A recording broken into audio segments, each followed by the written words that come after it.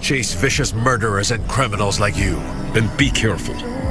Remember what happened the last time you tried to mess with me, Hidalgo. And I'm not going anywhere. Rafaela, you have to understand. Don't you dare bail out on me. I'm going to make sure that Mariela gets back everything that you and your family stole from her. Father Daniel is still in a coma. He's fighting for his life. Nevertheless, his condition is critical. I have an agent that's starting to tie loose ends together, and sooner or later, it will lead him to something. If that happens, we go to jail. Well, in that case, make sure he won't find anything. Lying heart.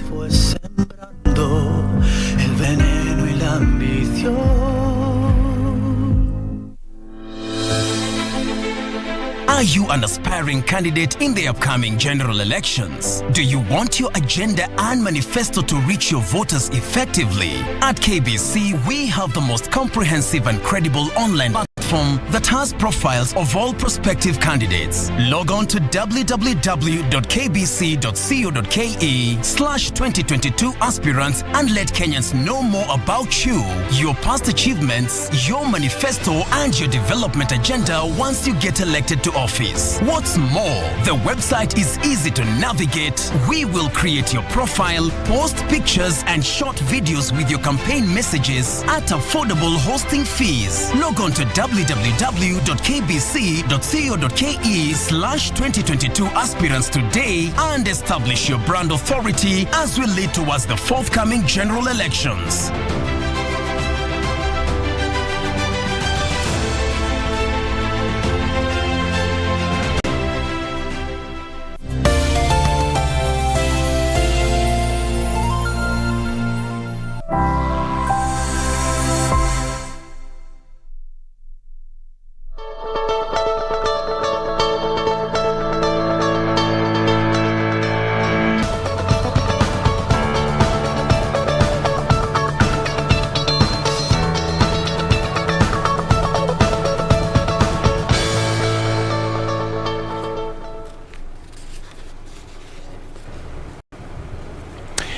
Good morning. It's the 29th of March 2022. The jury is out and the top performers are already known. KCPE class of 2021 results were announced yesterday by CS George Magoha, who says that was his last public announcement as far as KCPE examination is concerned. One gentleman, Bruce Magata, said that he expected to perform well, but he never expected to be Kenya 1. That was, according to him, Kenya 1. Congratulations to all the students. And Magoha as well said, you know what? If you had miscalculation or you had cheating in examination, then you are going to go to school that is best suited for your results. Okay. Much more coming later on, including politics, as well as youth and politics. What are we going to be talking about? I'll tell you in the course of the program. But before then, first things first, the ladies are all with me here. Doreen, good morning. Good morning, and as well, good morning to our viewers. Just as you're talking about the KCP results, I mean, those candidates really beat the odds and the disruption of COVID-19, because by that report yesterday, it showed that also the number of those that had achieved 400 marks rose to over 3,000 candidates. So clearly, they did well.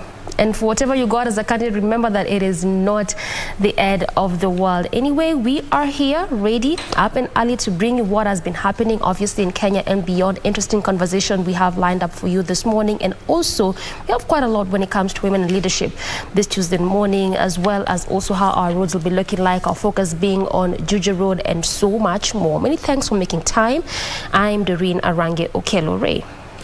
The 29th of March 2022, glad that you're making time. Indeed, you're watching Good Morning Kenya. We have so much in store for you in as far as news is concerned, including that the KTDA bonuses are out and, you know, traders are decrying fuel shortage. Is this a fuel shortage looming nationally or rather countrywide? Well, all that and so much more is in store for you this morning. I'm Regina Manyara. Now, without further ado, let us look at those stories, and we start off with the national examinations, where Magate Bruce Mackenzie of Gilgil Academy is the 2021 Kenya Certificate of Primary Education Examination top scorer with 428 marks, followed by Momanyi Ashley Kerubo of Makini School, KBOS, with 427 marks. Releasing the 2021 KCP results yesterday, Education Cabinet Secretary Professor George Magoha said the integrity of the examination was maintained with no confirmed case of leakage reported. Here's the detail.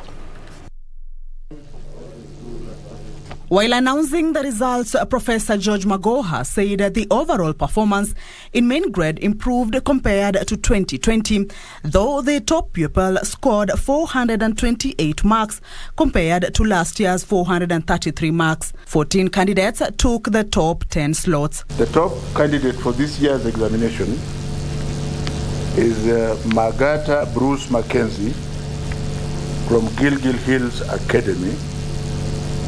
He is at position 1 with 428 points.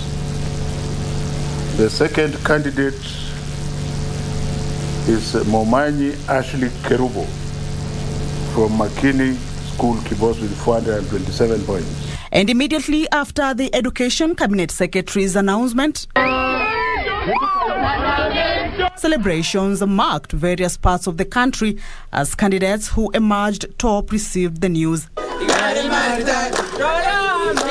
Top pupil Bruce Magata Mackenzie from Gilgil Hills Academy celebrated his victory at his home in Rangau, Rongai in Kajiado County. At first I was shocked, I didn't expect it, but later got overjoyed. I was so happy. There was something I was doing kwa nyumba wakiendelea ku announce. So wakiendelea ku announce nilikuwa tunategea Magoha malize kueleza, and then akishafungua sasa tutume message, but we didn't get there. Yes. So how was it? I got confused. Mimi nilijipata hata nimeanguka chini. I was screaming. I went looking for him. He was not around at that time. So I went looking for him. Hata I could not even explain. Mimi hata I was just crying. It was also celebrations galore in Makini School, whose Kisumu branch produced second top performer and Nairobi branch secured 6th slot countrywide. How I prepared for my exams was that it was very hectic because it was a crash program, but with hard work and determination and proper time management, I was able to produce these marks. As a school, we feel honored. So far, received 40 over 400 marks. We are expecting more. 6 candidates tied in position 3 with 426 marks. One of them was Muteti Chantel of Kitengela International School. The other third-placed pupil was Charity Bunyanze from Holy Family Misiku Girls in Bungoma. Matokeo haya kweli mbali na kumcha Mungu na kazi yake kutimia. Juhudi na jitihada za wanafunzi kushirikiana kwa karibu sana na wazazi kumechangia pakubwa sana ufanisi wa matokeo haya.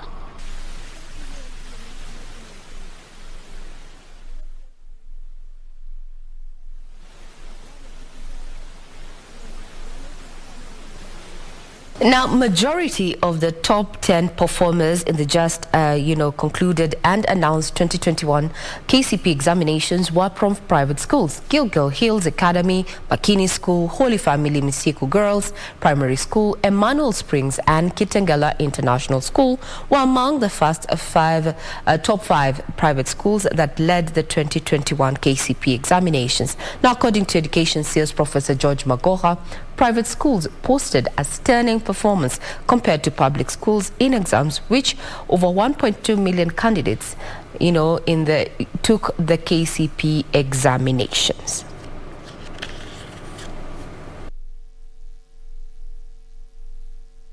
Last year, public schools posted better performance in the 2020 KCP examination than private schools. In contrast to this year, they scooped 10 of the 15 top positions countrywide. This means that they performed even better in the top 5, producing the first 4 with only one candidate from a private school emerging in the 5th position. However, tables were turned this year. The top candidate for this year's examination is Magata Bruce Mackenzie from Gilgil Hills Academy. He is at position 1 with 428 points. Traditionally, private schools have dominated, while public schools have over the years been characterized by poor performance. Educators outlined that availability of learning resources and proper institutional leadership are some of the reasons that pushed private schools to perform better than their public counterparts. I really appreciate the school management system, the head teacher Paul, together with the rest of his staff. They have really given us good support system as parents, not just me as an individual. This year, however, despite free primary education, the Kenya National Examination Council, KNEC, indicated that privately schooled candidates reported a tie of 6 candidates in the 3rd and 4th positions. And that makes the list of 14, but basically number 1, 2, and 3. Now, the gender gap between boys and girls sitting the national examinations in the country has continued to narrow. Out of the estimated 1.2 million candidates who sat the 2021 examination, 49.72% were girls compared to 50.28% who were boys. This is a 2.95% increase in the number of female candidates who sat for the KCPE examination compared to the previous year. The focus on girl child education in the country is paying off, with the just released KCPE examination showing the gender gap closing in. During the 2021 examination, 12 counties registered more females than males. It's very strange. Mombasa, Meru, Isiolo, Tharaka Nithi, Nairobi, Uasin Gishu, Busia, Bungoma, Kakamega, Vihiga, Kisumu, and Siaya. Male and female candidates also increased by 19,934 and 14,905 respectively. The number of candidates who sat for last year's KCPE and were in the appropriate age bracket of 13 to 14 years was 551,920, which represents 45.03% of total candidates. The number of registered candidates who are below age increased from 26,000 to 33,000. The counties that had the highest entry for these candidates is very strange, and I'm going to read them very carefully. Baringo, Bomet, Kericho, West Pokot, and Nyamira. This was the highest number, which has been on a steady rise for the last 5 years. The number of registered candidates who were 12 years and below increased from 26,378 in the year 2020 to 33,627 in 2021. The counties which had the highest entry of candidates who were 19 years and above were Turkana at 16.76%, Garissa at 14.44%, Kilifi at 3.41%, Kwale at 8.35%, and Mandera at 6.05%. These counties, except Mandera, recorded a similar trend in the year 2020 KCPE examination.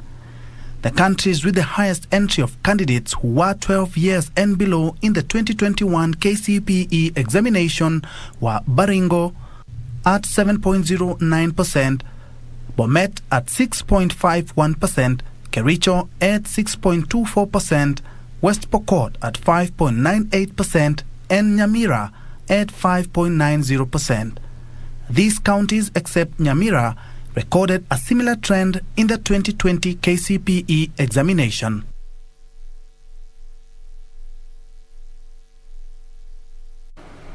Now, congratulations to all the students who sat that particular examination. We know that KCSE is still underway, so best of luck to the students too.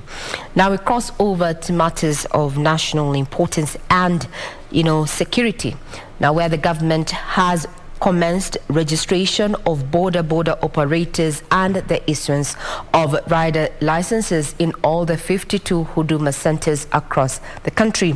According to Nairobi County Commissioner Flora Mwora, the move is aimed at streamlining the transport subsector and promoting road safety and security. Fresh registration of border operators kicked off on Monday across the country. According to Nairobi County Commissioner Flora Mwora, the exercise, to run for 60 days from the 28th of March to 24th of June, said is part of efforts to push for reforms in the sector. Flora said the sector is critical yet poorly regulated. Ukiona wale hawafanyi vizuri katikati ya hawa, mnawasema ili waondolewe, kwa sababu nia ya kila mtu ni kujenga nchi ambayo ni nchi mzuri. Hatutaki wale watu ambao wanatumia bodaboda zao kwa uhalifu. The Nairobi County Boda Chairman Nganga Samuel embraced the exercise, saying it will spur investment in the subsector. Nairobi County tumechukua mikakati ya kuhakikisha members wetu tunawajua hata kwa distance, na diposa kama saizi tuko na hizi QR account ambazo tumepatia kila sub county rangi yao, ambapo kila mwana bodaboda details zake tumeweka hapo. In Mandera, over 2,000 boda riders were asked to ensure they register. Mandera County Commissioner Onesmus Kiatha said the government is keen on reforming the subsector. Nataka sisi wote tuelezane, hata wale hawajafika siku ya leo na wale wako manyumbani, kwamba lazima sisi wenyewe tukue register na tuingilie hii kazi, ili hii sector ikuwe very safe kwa kila mmoja na wazazi na kila mtu mwingine. Kwa serikali atengeneze license kwa free. Zamani hatukuwa na license, sasa tumepata, sasa tunahitaji license kupata license, insurance, kila kitu free. While overseeing the exercise, Narok County Commissioner Isaac Masinde cautioned boda operators against unruly behavior. Tunataka streamline mwana boda yoyote ambaye anafanya kazi ya boda au anaweza kujulikana katika mtandao ya serikali, au anajulikana kwa county commissioner, au anajulikana kwa deputy county commissioner, au anajulikana mpaka kwa chief. In Muranga, the county commissioner Karukungumo asked riders to get requisite documents for registration. Kuna changamoto kwa sababu wengine hawana stakabadhi zile zinatakikana, lakini tunaweza kuwashauri na wanaenda wanatafuta stakabadhi na wanaweza kusaidiwa. Elsewhere, boda operators in Kakamega County have been cautioned against being used by politicians to cause mayhem during the electioneering period. Nataka wale ambao wanaendesha bodaboda wawe na nidhamu ya juu na wasikubali kamwe kutumika na wanasiasa kwa njia mbaya. Now, the exercise is still underway up until June 28th. Now we cross over to matters politics, where Kenya Kwanza presidential candidate, Deputy President William Ruto, has reiterated that his government will revive the country's economy if he ascends to power. He hit out at his competitors, saying they're only keen on effecting constitutional changes to fulfill their personal interests. On the last day of his coastal tour, the Deputy President William Ruto took his campaigns to Msambweni constituency, Kwale County.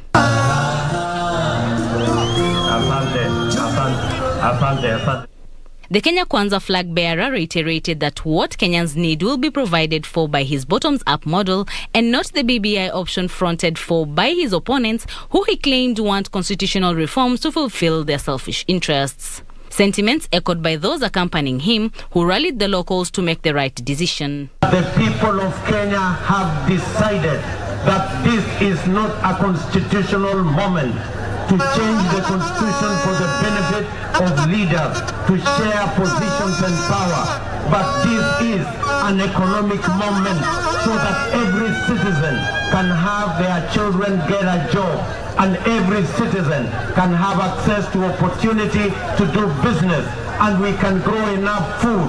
We eliminate hunger in our nation. Wametumia serikali kuchukua poti yenu, kuua biashara zetu, ili tuendelee kuwa watumwa wa familia zao. Tumewaambia watatukoma. Tunasema BBI hiyo outcome itakayotoka kutoka kotini Lakini sisi tuna imani haitabadilisha Mkenya kwa sababu Mkenya ameshaamua ni Ruto. BBI is the worst, most dangerous, most divisive and most useless project ever pursued in the history of our country. Ruto further dismissed claims that he had plans to overthrow the government. I supported you when your friends, the friends you have today, were against you. Please, I am asking for very little. Please don't allow State House to be used as an avenue for propaganda to spread falsehood that we were involved in anything with a man of Kitendawili to impeach you or to bring down your government. Nothing of that nature. Nothing. And you know it, my friend Mr. President. You know it, that it is not true. You know it is false. And I want to request you out of with humility that please protect the office of the president so that it doesn't become an arena or theater for falsehood, propaganda, and planting seeds of division of the people of Kenya. The leaders drummed up support from Mvurya's deputy Fatma Achani to succeed him, as Mshenga Ruga was given UDA's direct nomination to vie for the senatorial seat. Naomba kwa heshima mchague Mama Achani akuwe gavana wa Kwale. Mheshimiwa Fatma Achani vipindi viwili amekuwa naibu wangu. Uzoefu anao hana, uaminifu anao hana. Mama yaweza hawezi.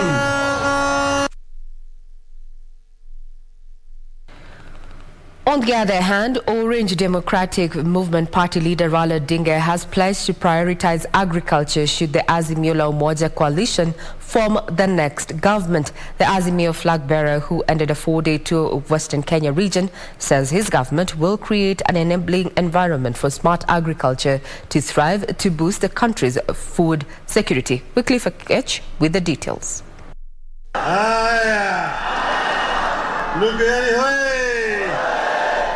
Raila on Monday concluded his 4-day foray in Western Kenya region with a pledge to improve the state of agriculture in the country. The Azimio la Umoja presidential flag bearer said if elected, his government will create an enabling environment for farmers as he sought to woo the over 2 million registered voters in the Western Kenya region. Tunasema tunataka kuboresha kilimo. Tunasema smart agriculture. Sawa. Pande ya maji tusaidia. Raila said his administration will address the high cost of farm inputs to spur production of food. Alafu tunajenga maviwanda ili tufanye value addition kwa ile bidhaa ambayo inatoka kwa mashamba yetu. Na vijana vile vile watapata ajira kwa njia hiyo. The ODM party leader, while promising to lower the prices of basic commodities, took a swipe at his opponents in the Kenya Kwanza that he said have nothing to offer Kenyans. Hawa wamezidi kila mara kwa mara kutoa ahadi. Ahadi wametoa mpaka sasa wamechoka.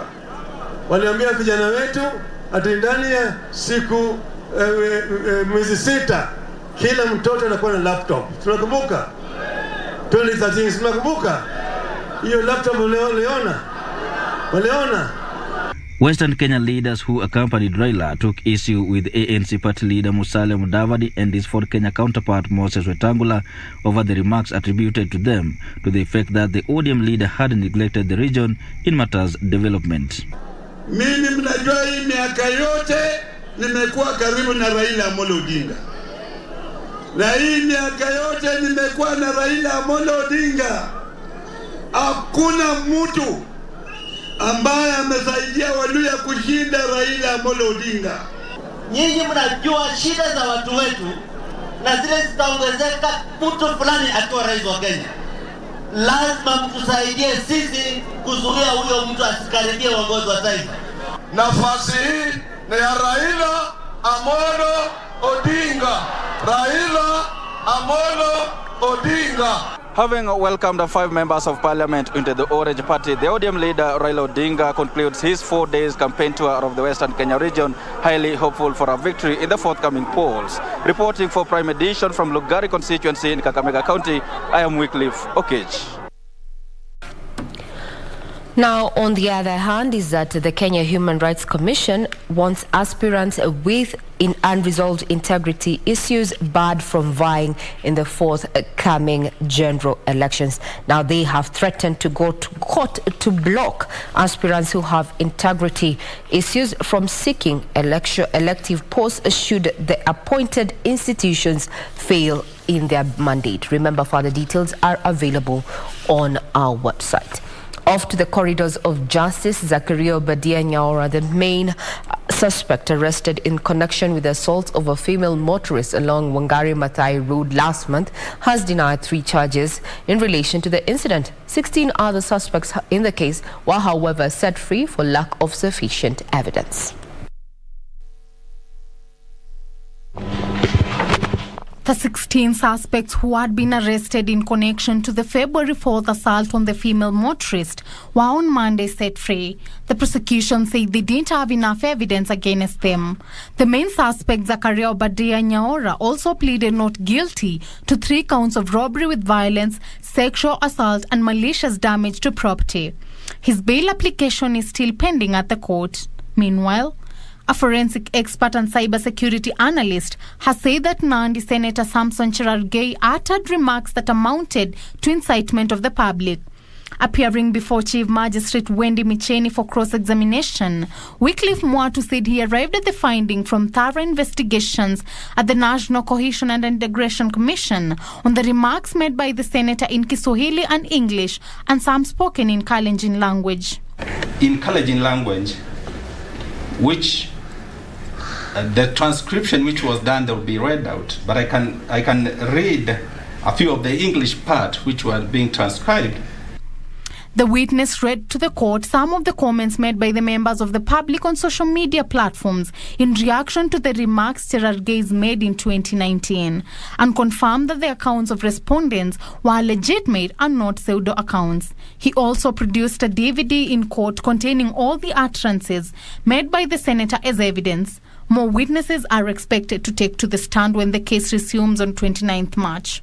And finally, a city businessman has been released on a bond of 2 million shillings or a 1 million shillings cash bail after denying 2 counts of forgery and obtaining credit by false pretense. Granted a bond of 2 million shillings with 1 surety for a cash bail of 1 million with a contact person. Court number 2, the 7th of April. Harihara Ganapathy is alleged to have forged a letter by the project manager of Trademark East Africa to obtain an invoice discounting loan of 25 million shillings from HFC on 30th July 2020 in Nairobi. Ganapathy denied the charges before Chief Magistrate Wendy Micheni, who set April 7th as the mentioned date for the case. Now we cross over to matters of business. Is that Kenyans will have to wait a little longer before the second batch of the 15% electricity bill reduction is effected. Now, Energy Principal Secretary Gordon Hihalangwa says the electricity bill reduction that was expected before the end of this month has been put on hold until negotiations between the government and the independent power producers are finalized. The second phase of power reduction that was supposed to be announced this month has been postponed to allow finalization of the engagement between the independent power producers and the government. According to the government, renegotiation of the power purchasing agreement will center around reduction of capacity charge that has seen Kenya Power pay half of its purchase cost that stood at 89 billion shillings last year to capacity charge payments. There could be certain areas which have gaps which are either not fair to the country, or some things that are more or less favoring the particular IPP than the government. The discussions with the 77 independent power producers is also expected to consider using the shilling as the base currency as opposed to the dollar. Government has actually been preparing to begin the renegotiation of the PPAs. And I believe they'll be addressing a plethora of things. This, as the Ministry of Energy says, they are close to licensing 3 additional IPPs that will generate additional power to the national grid at lower tariffs, with the review of 327 power generators who have expressed interest in generating power in the country ongoing. Before you begin your project, we must first of all agree on a tariff. And I want to tell you, the tariff that we'll be going for will not be more than 5 cents. 5 cents.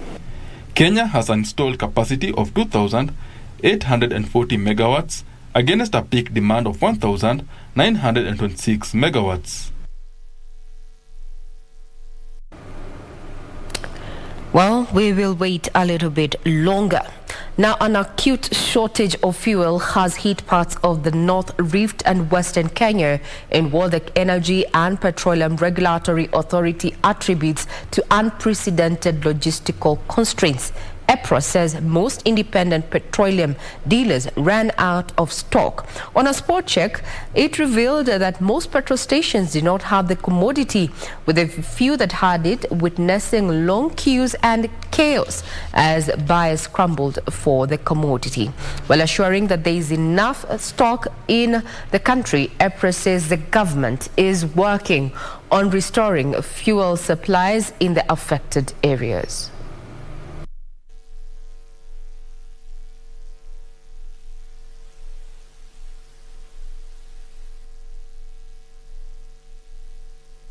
Wanabodaboda wote wamesimamisha mapikipiki kwa sababu hakuna mafuta.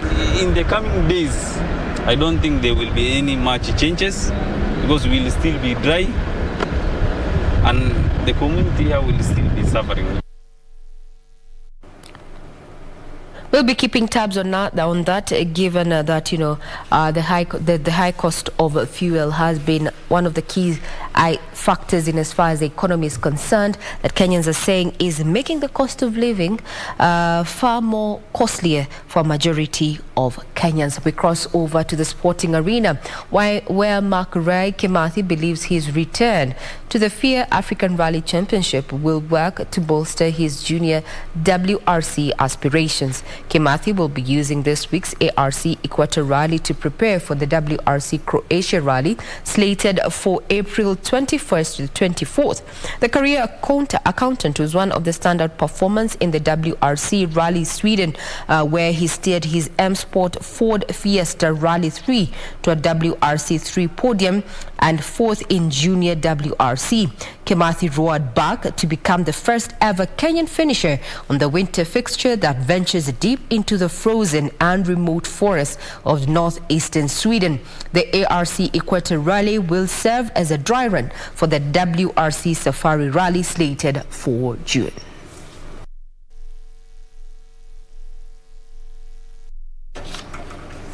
Now that puts a cap matters in news this morning. Remember, further details are all available on our website, that is www.kbc.co.ke. And further on, for those who are still sitting their KCSE examinations, well, good luck. Congratulations to all the candidates who also sat for their KCP examinations. Remember, whatever you scored in that particular exams does not mean the end of life. Actually, it's the beginning of a new dispensation altogether. I'm Regina Manyara. Have a pleasant viewing ahead.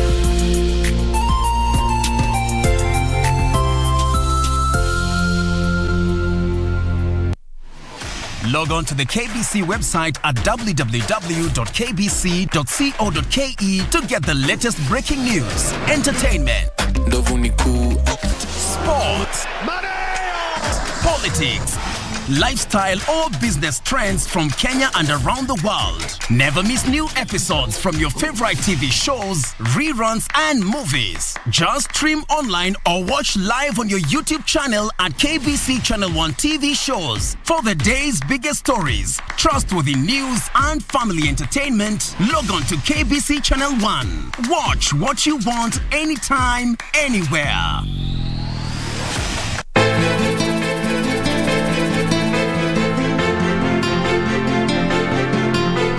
Unaona ni mzazi ndio uingie utoke utakavyo. Kwani antipilia uko na barua yangu? Maya, si ulipata yako? Na sikuipenda. Mali unazo wewe ama yeye? Lakini yeye ndio baba yetu. Sisi tunataka mali zote. Naweza kuamua nisiwape. Nitaji msaada wako. Mimi badi nikusaidie wewe.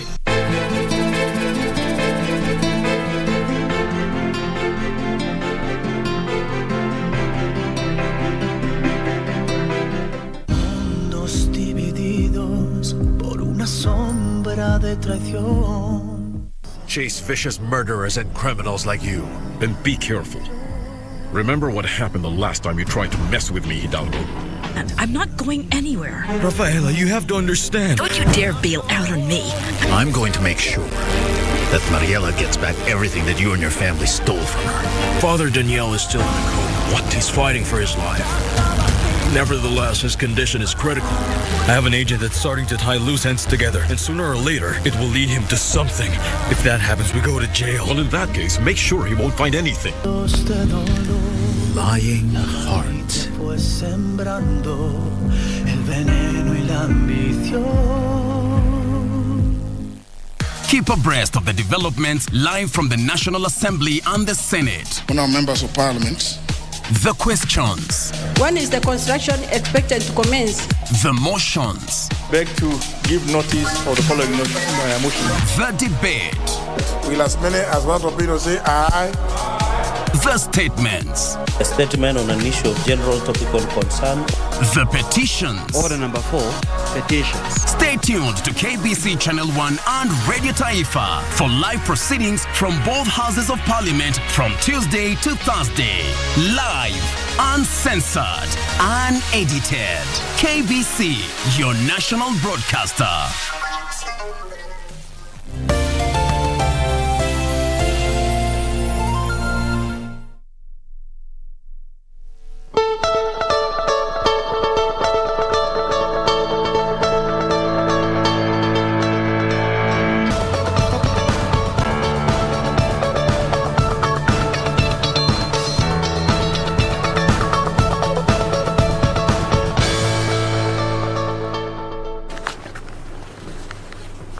Welcome back. Now, what about if we went straight into the papers and check what's on the front page of our local dailies? There's nothing quite new here. What is trending? Return of the 400s. That's what's on the front page of the Daily Nation. It's all about the KCPE examination. The number of candidates scoring 400 marks and above almost doubled in 2021 compared to 2020's Kenya Certificate of Primary Education exam, and only the class of 2018 had more candidates scoring above 400 in 6 years as private institutions emerged from the ashes of the last two national tests to dominate the list of top performers. That's what's on the front page, basically taking a bigger chunk of the front pages of this local daily here. We have got top performers also put there for you. We have got on second page also, still on the papers, improved KCP performers as top candidate scores 428. Now, in terms of figures, the number of pupils who scored 400 marks and above stand at 11,857. The figures continue down there. Top student eyes Alliance dreams of becoming engineer in robotics.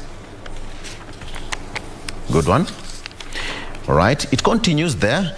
As I said, it's actually consuming better part of the first pages of this local daily, the Daily Nation. Candidates who emerged top nationally in 2021 test also listed down there for you. Giants regain glory in Ukambani. My director says that, yes, I don't know, but Ben Kamoti, I have not seen your primary school here from Ukambani. All right, sawa. 320 pupils. Officials caught cheating to know fate soon. That's according to the Education CS George Magoha. But he said that, all the students will get Form 1 placement despite all the anomalies that occurred there. Better results for 6 subjects in 2021 exam as well. There was a drop in mathematics, English, language, and religious education, according to Magoha. And he said that whoever will come in the next government must continue with the KBC. So the story continues there. And into politics briefly, which way for the BBI? Kenyans eagerly await Apex Court judgment. The circular is out and that jury will be delivered on Thursday. Now, the 7 points that the High Court the Supreme Court rather, will be looking at.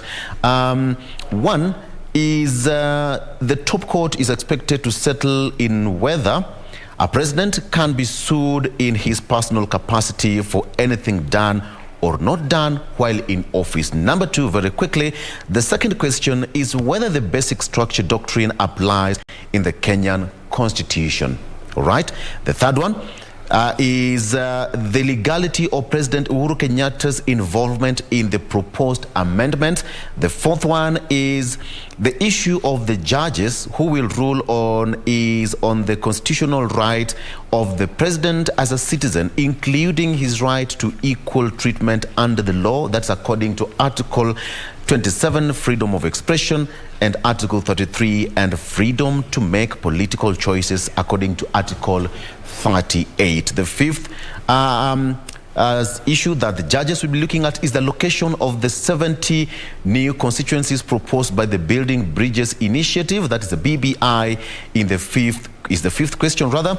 And the sixth question relates to public participation in the amendment bill and the quorum of the Independent Electoral and Boundaries Commission at that particular time. And lastly, the last question is whether a referendum ballot paper involving multiple amendments should be containing multiple questions on a single question. Those are some of the issues, the 7 points that the judges will be looking at come Thursday. All right. On the front page of the Star, KCP 2020, there's nothing new here, but let me give it to Doreen first of all before I come to what's on the front page of the Star. Doreen. Well, it's all about matters KCP with the results released yesterday by the Education Cabinet Secretary. But let me just pick a bit on what he said, and this is as he issued his own scorecard on his way out, obviously saying that as he's leaving office, he's doing that with his head held high from CBC success to clean national exams. That is what he said. Yes, remember that his regime has been largely on the implementation of the competency-based curriculum, what we call the skill-based kind of education system. And also, as we had mentioned earlier, candidates defy COVID to post improved outcomes as the number of those with 400 marks rose to over 3,000 candidates compared to the previous exams. And again, girls outperform boys when it came to languages, and obviously boys outperformed girls when it came to mathematics, sciences, as well as social studies. But also one of the concerns that perhaps came out is the issue of special needs candidates, whereby, as the ministry said, that they have really tried to do their best through concerted efforts when it comes to at least improving the grades of these candidates. But even at that, their grades still are dropping. So that is part of what came out there. And lastly, also, there are now plans, actually the plans are underway to open the new bus terminus, whereby these plans are at an advanced stage. I'm talking about the Green Park bus terminus, whereby 3 test drives were done on that particular terminus, supposed to accommodate vehicles coming from areas around Rungai, Langata, as well as some sections of Kenyatta. And remember, even as this is at its advanced stage, there's still plans to put up or construct new bus terminus. One is supposed to be at Wakulima Market, catering for vehicles coming from areas around Jogoo Road, as well as Fig Tree. But the whole question that always is on Kenyans' mind is that, are they ready to walk through this very long distances just to decongest the city? Ray. Coverage of the Standard this morning is, somewhat similar with what we have with the other babies. Talking about the aftermath of the KCP results, the top students and the schools having a splash there on the front page. We have Mackenzie there, looks like Mackenzie,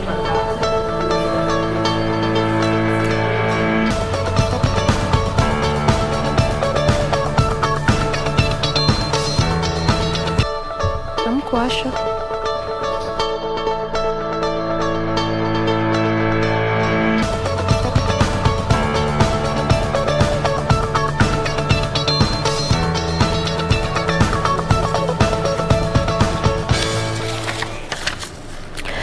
So apologies for that. It seems, I was whispering in mute, yeah?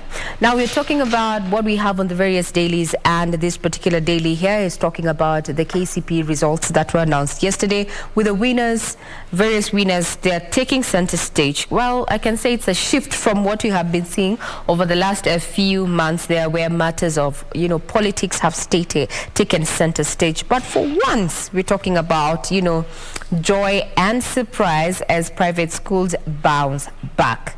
We have girls here, boys here who are optimistic about the future, having done the KCP examinations. We have Bruce Mackenzie here, who is seen celebrating with relatives at their home in Rangau, Ongata, Rongai there. He is Kenya 1. And when he was asked about, what he thought about his performance, he said, well, I knew I would do well. However, I never banked on being Kenya 1. Congratulations to each and every student who sat their KCP examination. Remember, as a parent and a guardian, your role is to support the students also psychologically. Some of them may not have attained what they had been used to, all those exam jitters and many other, challenges during this particular examination period. However, that is not a determinant as to what their life and who they will or what they will achieve in their future. Also interesting enough, and I'm sure this is a story that we're going to delve into and ask for your feedback, especially on Thursday when we talk about matters entertainment. There is the Oscars. Now, this is a story that has found itself on the front page of this particular daily under the World segment, where Will Smith smacks Chris Rock, then wins the Oscars. I know so much has been said. Others have come out in defense of Will Smith there. Well, others have said, whatever form of violence should not be allowed at the Oscars. Information coming through on social media platforms and international media is that even the Oscars now, organizers were highly considering leaving out Will Smith from the Oscars following that particular incident. However, Chris Rock has been silent, even as the world has been trying, rather than having conversations around what took place on stage. So those are just some of the stories that have taken center stage of the front page in this particular daily. We continue wishing all the students who are sitting both their KCSE examinations that is still underway, and those that completed the KCP and have their results, all the best of luck. Now, before we cross over to matters politics, allow me now to look at matters business. Remember that next week we're going to have Treasury presenting its 3.3 proposed budget for the financial year 2022-2023. Questions have been abounded. How will we be able to actually finance this? Looking at the issue of debt, a debt to GDP ratio, and the repayment timelines. And also, how does Treasury plan to actually fund this? And now, talking about also business, the KTDA bonuses are out. So on human interest, and I'd want to engage Victor on this, whenever we have the KTDA bonuses, it is said that some people disappear until the bonuses money is spent. What is your take in regard to that matter? All right, so let's take a look also on what's on the front page of the Star newspaper here. KCPE 2021 private schools bounce back. Only 3 of the top 14 students came from public institutions as academies dominate. That's what's here on the front page. There's a story of a boy from Mombasa who had a fighting spirit but managed to push it to the top. Straight on to some politics. Raila, route battle for Western, 2.2 million votes. They have been camping there. Raila has been there since last Friday. ODM, that's ODM boss, and ANC Musalia Mudavadi, as well as Moses Wetangula of Ford Kenya, are also in the western side of Kenya, battling for the heart of 2.2 million votes there. Now, there's that sad story of one gentleman who slipped into a boiler at a steel plant in Thika. Now, the family said that the only thing they found was ash and tooth-like pieces, because the liquid there is super hot. That's meant to melt the steel. So you can imagine the interns. The family are still grappling with that loss. Okay, very quickly, private schools bounce back in 2021 KCPE examination. That's also listed there for you. Public primary schools have been doing well, but this time around, there is that shocker again. Fighting spirit pushed Mombasa student to list of top performers. We have got Joshua Safari, was in and out of hospital most of the time, but still excelled in KCPE examination. That is spirit of a fighter. Leading KCPE boy was Bukwam. That's according to Gilgil Hills director. Beth Kanyi says that Bruce Magata was always studying and they always forced him to go out and play. I don't know whether some of us, yeah, okay. Regina, how are you? What about Doreen? Were you being forced to go and study? Because this boy was being forced to go and play. Well, Doreen, why you? During your time? So I think mine was opposite. He was being forced to go and play. I was being forced to go and study. But we are here. That's why we keep saying all the time, just take the results that you got. That's the reverse of life. And that is life. Yeah, that is life. That is life. Kuzwa. Waenda usome. Yana waenda ucheze. Yeah, okay. On that note, let's take some break. Too much work. Let's play, all right? We'll be right back with more.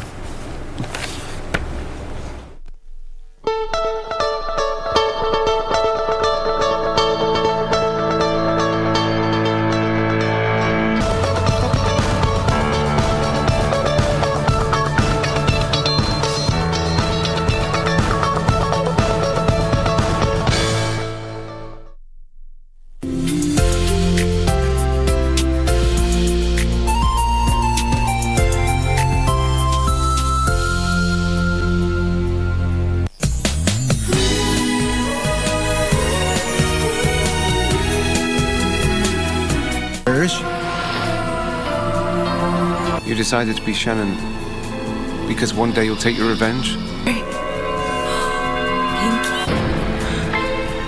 Pinky? You're really Pinky? Learn about skincare. You learn everything from makeup removal to facial massage. You'll have no time for lunch.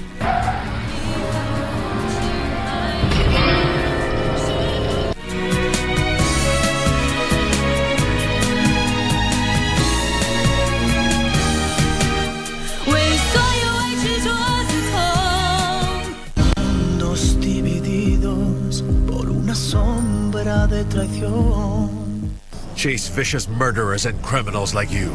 Then be careful. Remember what happened the last time you tried to mess with me, Hidalgo. And I'm not going anywhere. Rafaela, you have to understand. Don't you dare bail out on me. I'm going to make sure that Mariela gets back everything that you and your family stole from her. Father Daniel is still in a coma. What? He's fighting for his life.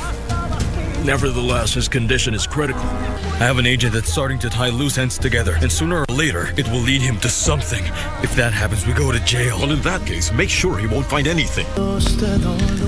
Lying heart. Pues sembrando el veneno y la ambición.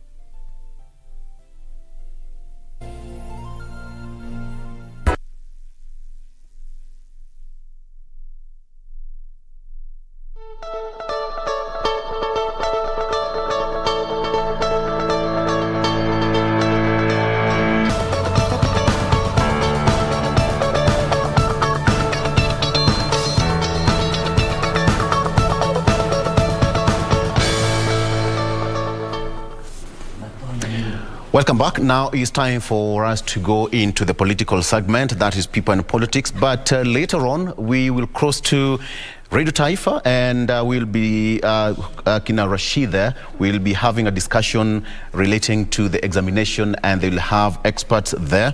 We'll see how it will pan out. In studio, I have Nelly Chepkemoi Langat, as well as Danson Mukile, who is in the diaspora from Washington, D.C. in the USA. Danston, habari ya asubuhi. Mzuri sana bwana Olo. How are you?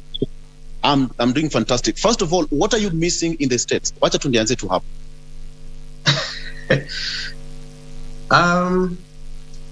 I will say the democracy, you know, the system that is well organized, and also how things that we work for, you know, the things you work out for it all pays you back. So there's a lot that is done in here, and especially in the States, that I wish, you know, we could also do the same back home. So there's a lot to learn, actually. Yes. Well, of course, we have the KCP examination results are out. What do you make of that? Were you one of the students who are being forced to go and read? When do you you know, I must say I'm one of the students that my parents or my family members, they were never worried how I'm doing. And actually, I can tell you on the national television that none of my family actually asked for my report card or how did you perform in school, because they were sure that I've done my best. And I want to extend my congratulations to the entire 2021 KCP candidates. I know we have those ones who did well and those ones who didn't do well, but I'll just tell them that it's on the end. It doesn't matter how many points or marks you got, as long as you focus and go to high school. I've seen people who scored even 200 marks, and when they went to high school, they got good grades. So it should be a frustration. I know some young people there, they'll be crying, you know, I did this in mock, I got more marks, but now I've dropped. So don't worry, there's always opportunities ahead. So I just want to congratulate them and also the teachers across the nation. Yes. Absolutely. And when you look at the top performers, girls have once again outsmarted the boys. Yes, I can say they say the girl child, but I can say we are all equal. All boy and girl is equal. And being a biologist or being into science, I'll tell you that the brain always comes from the side of the mother, and we are equal. We come from the same parent, so it's the effort. We know we cannot say the one is the best or the other one is not the best. They are equal before us, and we have to give one another the opportunity. The boy can shine this year, the next year girl can shine. So it's just equal. But we should not be discriminate our children and say, okay, the girl child, you know, should be given more opportunity than the boys. Let them just compete equally, equal opportunities, and whoever wins, we must always get a winner, you know. So we can't always be number one, all of us. But after all, there has been a lot of improvement when it comes to the girl education. Quite interesting. Perhaps still on matters education, what are some of the visible comparisons that you can actually give in terms of our Kenyan system and the American system? So when you compare the two systems, I will say the CBC that is being introduced right now, it more captures the American way of how students learn, because they go through a grading system and they do continuous assessments, you know. They don't have where we have a national exam whereby students will not be evaluated. They usually go for those continuous assessments. And even when you apply for a high school or a college, they will always request you to provide those the assessments you used to do, so that they can gauge you and know that what you've been doing for all these years is equivalent to what you're going to study. So the nurturing also, when you compare the system in a country whereby you just do all subjects, you don't know. I've seen even our children saying, I want to be a neurosurgeon, I want to be, but in reality, when you look at how they've been doing in school, when you look at even science itself, you'll find this student is more interested in physical science more than biological science. He does experiments that are more biological or more than physical. So if we can have the system that you are developing, we evaluate the children at a younger age, we can easily tell. You can easily be comfortable that I'm going to be a pilot because your parent can actually demonstrate in the house, say what you are doing is equivalent to what you're aspiring. But the way it is right now, it has been done in a way that is a blindfold. You just have to go through the system until you reach a time, then your dream comes, But if we start our children to work on their dreams when they are still young, because even teachers, you'll find young kids practicing to be a teacher, because I can tell you for sure, majority of us, we always used to do what our parents are doing. If my mother is a teacher, we always be aspiring, I want to be a teacher like my mom. If my dad is a lawyer, I want to be a lawyer, But now if we develop a curriculum that in a way that we can assess our children in a continuous process, you are able to monitor. If you have any issues, you can easily tell, you can easily invite even an expert in a particular area and teach your child. So that is how the American systems are a bit different. Ours, we go through the system until we reach a time whereby we can now be evaluated, but for them, they evaluate. That's why you find them when they go to high school, they go to business high school, they go to science high school, they go to, you are able to know where you are going. Some of them will go to a particular high school, things are not going on well, they go to another high school so that until they find their way out. So that is how I can say it is the difference between the two. Great. So basically, CBC is the way to go. And if you heard what CS Mago has said, that CBC is here to stay and is the best thing that's happening to this particular country. Nelly, let me also bring you in. You've heard what Dunston has said. Briefly, the girl child has done tremendously well. And CBC is, we are replicating what's happening in the States. Good morning. Thank you so much, first of all, for having me today. Absolutely. So what I would add on that is that I'm so happy for the girl child. It means they're breaking the barriers to outshine the other gender. Yes. And we are so happy as a lady, as a woman. But that doesn't mean that we are discriminating the boy child. We're just happy that the girl child is also coming up and defying the odds when it comes to education, so that they may also be seen as capable, they may also be seen as successful. So on matters CBC, I would say it is a good thing. I'm so happy it was brought. Most of us have undergone through the system that was the 844. The 844. Right. So when it comes to CBC, then it means a child is able to be nurtured. He or she is able to identify what is safe for him or her, what is really good or what will work for them. So you start nurturing that at a tender age, so that when they grow up, they are able to focus on that one thing that they are going to do with so much passion, and they eventually become successful. You know, when you talk about CBC and leadership, we are in a particular point in life where most of the students who are getting the CBC rolling right now are getting it at a time we're going for an election. What's the correlation that you can bring between the education system and leadership that you have? You're a youth leader. Yes. Yes.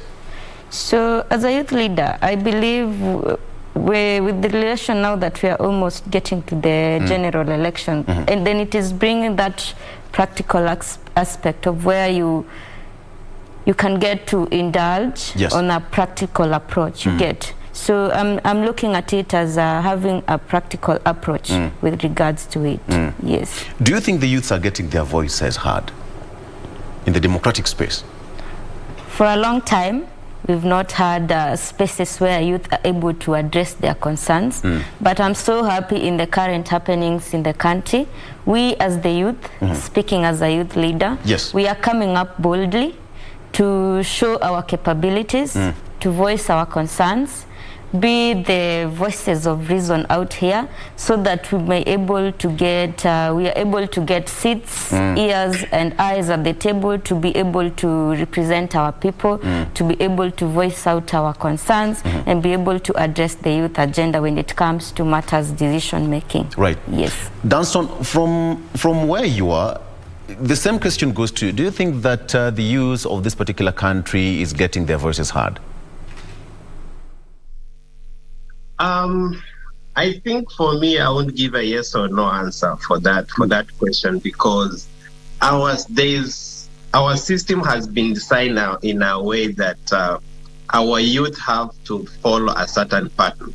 You know, there is no direct system whereby our youth or young people, especially want to go into leadership, they can just go direct into leadership. There has been a design that the youth must go through a certain channel, for example, a certain prominent political leader, whom they are going to be actually, I'll call it being loyalist to the person, being loyal to the person. And out of it, this youth leader or whoever will have to follow a certain channel that it will take time, because this is a young man or a young woman who has brilliant ideas to share, but will he or she be given equal opportunity with someone who has been in the political or in the leadership for the last 20 years or 10 years? It is so hard, you know. So that is the main challenge, that it's not a direct move for the youth, and they are finding it so hard because the way the system has been designed is actually to deny them the direct entry, to tell them, hey, you have a long time, you know, you can stay, you can wait. And there's no way you can wait, because once the dream is ready, it has to be put into action.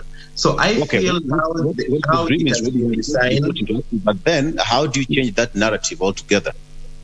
Now, the only way we can change this, number one, is at the ballot. Yeah. The ballot is actually one of the best weapons to change the pattern. Because I'll take it, for example, in Kenya right now, we have, I'll call them political oligarchs, you know. They have been there, they have been existing, and they have created a certain system in a way that it makes it so hard for young people to enter. You realize they will be given kazi mkono most of the time. Even if you come fresh from the university, if you approach, say, can you nurture me to go into political realm and, you know, being also share my ideas that I have, they will tell you, relax, your time will come, follow this is how we do it. And they will literally tell you that this is how you do it, learn from me, you know. So it denies you, because I have a way I want to do it, but for you want to give you your script, and it makes it so hard for me to even implement the ideas I have at that moment until later on, after a couple of years. So it is the only way we can do away with that is when we vote. We have a good vote. Absolutely, Nelly. You know, you are an aspiring candidate in Kilgoris. Is this the best way to go, the ballot, to change the narrative? Yes, thank you. I would also like to say that the ballot is the best way to go, because the power is with the people. If we are indeed going to say that we want to see the capabilities of having a youthful leadership, then we need to change that at the ballot. Let us have, or let us rather rally youths, women, even the men, to come out, support a youth candidate, try and look at it as this is a candidate, this is a leader. He or she is not just a youth, but is a capable leader who is bringing something to the table, who has an agenda for the people. And once you get to share your agenda or what you plan to do for the people, then I believe it is so easy to be supported. You know, politics is competitive. What's stopping the youth from getting into, let me say, dive into the waters? We have quite some challenges that hinder us, the youth. Firstly, I would say is finances. When it comes to Kenyan politics, we know that finance speaks quite somehow speaks when it comes to politics in Kenya. For the logistics. So I would say with the youth, we find it hard because of financial reasons. Again, when it comes to having to get that opportunity, we may be many, but you'll still find, for example, I'm competing with men, I'm competing with 2 other ladies. So as a youth, you really have to put in extra work and fight for that space. You need to really come out and convince people for you to get that opportunity to be on the front line of actually wanting to lead. But I always say that once you have a vision, once you're able to articulate your agenda, and you want to be of service to these people. So there's no way, whether you're a youth, a man or a woman, but because you're talking of youth, then I believe people should start changing their mindsets, their thinking. They should be able to see that even us, the youth, we are able to offer alternative leadership. Yes. Okay. You know, you are actually running on ODM ticket. Yes. And Dunston, you are youth diaspora leader in the United States under UDA. What is the common denominator when I look at the two of you? What's the common denominator? Starting with you, Dunston. I think we want to achieve the same thing, but as much as we are across the political divide, we want to achieve actually the same thing. But just to maybe to counter what my sister said about the main challenge youth faces, actually the resources, I wouldn't say it's the money. It's what we call political illusion that is killing the youth, because there has been a perception that has been put ahead among the youth that you must have this and this before you lead. Actually, it is not. The ideas you have and the procedure that you have put ahead, it is the best that the people will want. Just don't follow how the wind is going. Don't say, oh, my competitor is being supported by a certain billionaire or so and so as a young person. We are coming fresh from the university, or we're just starting up our life. Yes, we have maybe a small family. We may not have millions of the money that she's maybe talking about. What we need to remove is the political illusion that we believe that we must have this and that before we lead. Let the youth just go share the ideas they have with the people and tell them, this is what I want to do to our community. This is what I want to do to our constituency. If they are good ideas, I can tell you, Mr. Olo, they will elect you. I can give an example of the young man who was elected in, is it Meru, right? Yes. He's a living example. He was campaigning using maybe on foot and even a bicycle. But the people believed in the ideas that he had. That is what we need to have. But because we are always surrounded to the political oligarchs, you know, they are giving you a ride in a Prado or a Mercedes Benz, or things you don't have that time. So to you believe that is what I need to lead. No, the ideas you have that you want to impact to your community, it is the best that we need to use. That is the weapon that you are going to have youthful leadership in Kenya, because we represent change, and there's no way we are going to represent change if we are not in that political system ourselves. So maybe you had a follow-up question. Maybe I'll just say that when you put all those things together, if the youth can rally because we are the majority, and we remove this myth and the perception or the negative connotation that has been put ahead of us that you need to have this and this before you become someone in society, we are going to liberate this country in a very nice way. Okay. Nelly, what stands out? ODM. ODM. I would say our ideologies as a party and what our party leader stands for. It stands for having unity first in the country. It is so important to have a peaceful country. Yes. And as we also gear up to the elections, he stands for having peaceful elections. So as a party, we are looking into having, first of all, leading the government. Yes. We are so much eager to lead the government. And as a party, we are also looking at improving and empowering the lives of Kenyans.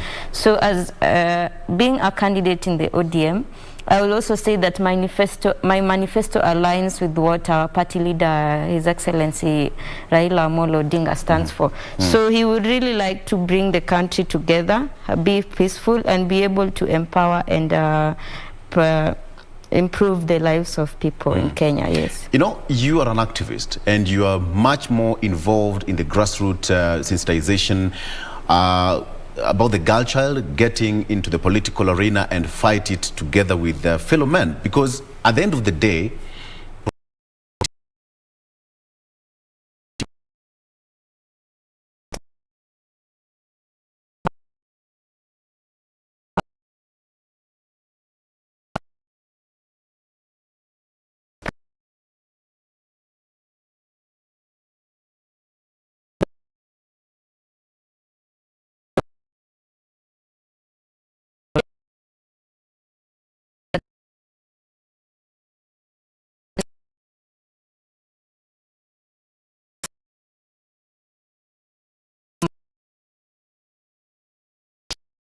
the deputy president was here, and I was happy to host him. And I can say we are so happy because when Mr. Low, every year, like last year, the people in diaspora send a lot of money into the economy.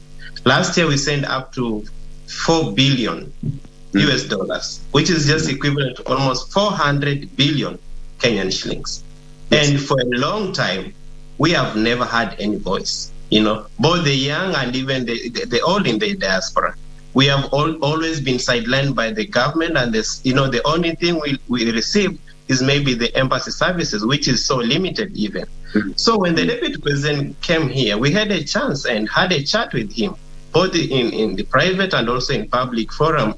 And I know you guys also had a chance to air it. And we told him, when a deputy president, as the diaspora, we want you to do this for us. We want you to recognize us in your government that you're going to form. We want you to develop policies that are friendly to the people in diaspora. We want to invest back home, but there's a lot of interest that has been put ahead, you know, through maybe taxing. Then when he told us, you guys sit down, develop your own agenda. I've been going around the whole country in different counties, talking to them, selling them the bottom-up economy. They are giving me their ideas. They want each county what they want it to be done. I'm going to sign and develop my personal commitment to them. So you also do the same. And when he gave us that go ahead, as people in the diaspora, especially those who are supporting him in the Kenya Kwanza Alliance, we are working on it even right now so that we will, for the first time, the people who they live in diaspora, I'm talking about even our sisters and brothers who are in the Middle East, some of them who are even being killed, you know, under the employers. For the first time, they will have a voice, direct voice from the diaspora united to the government.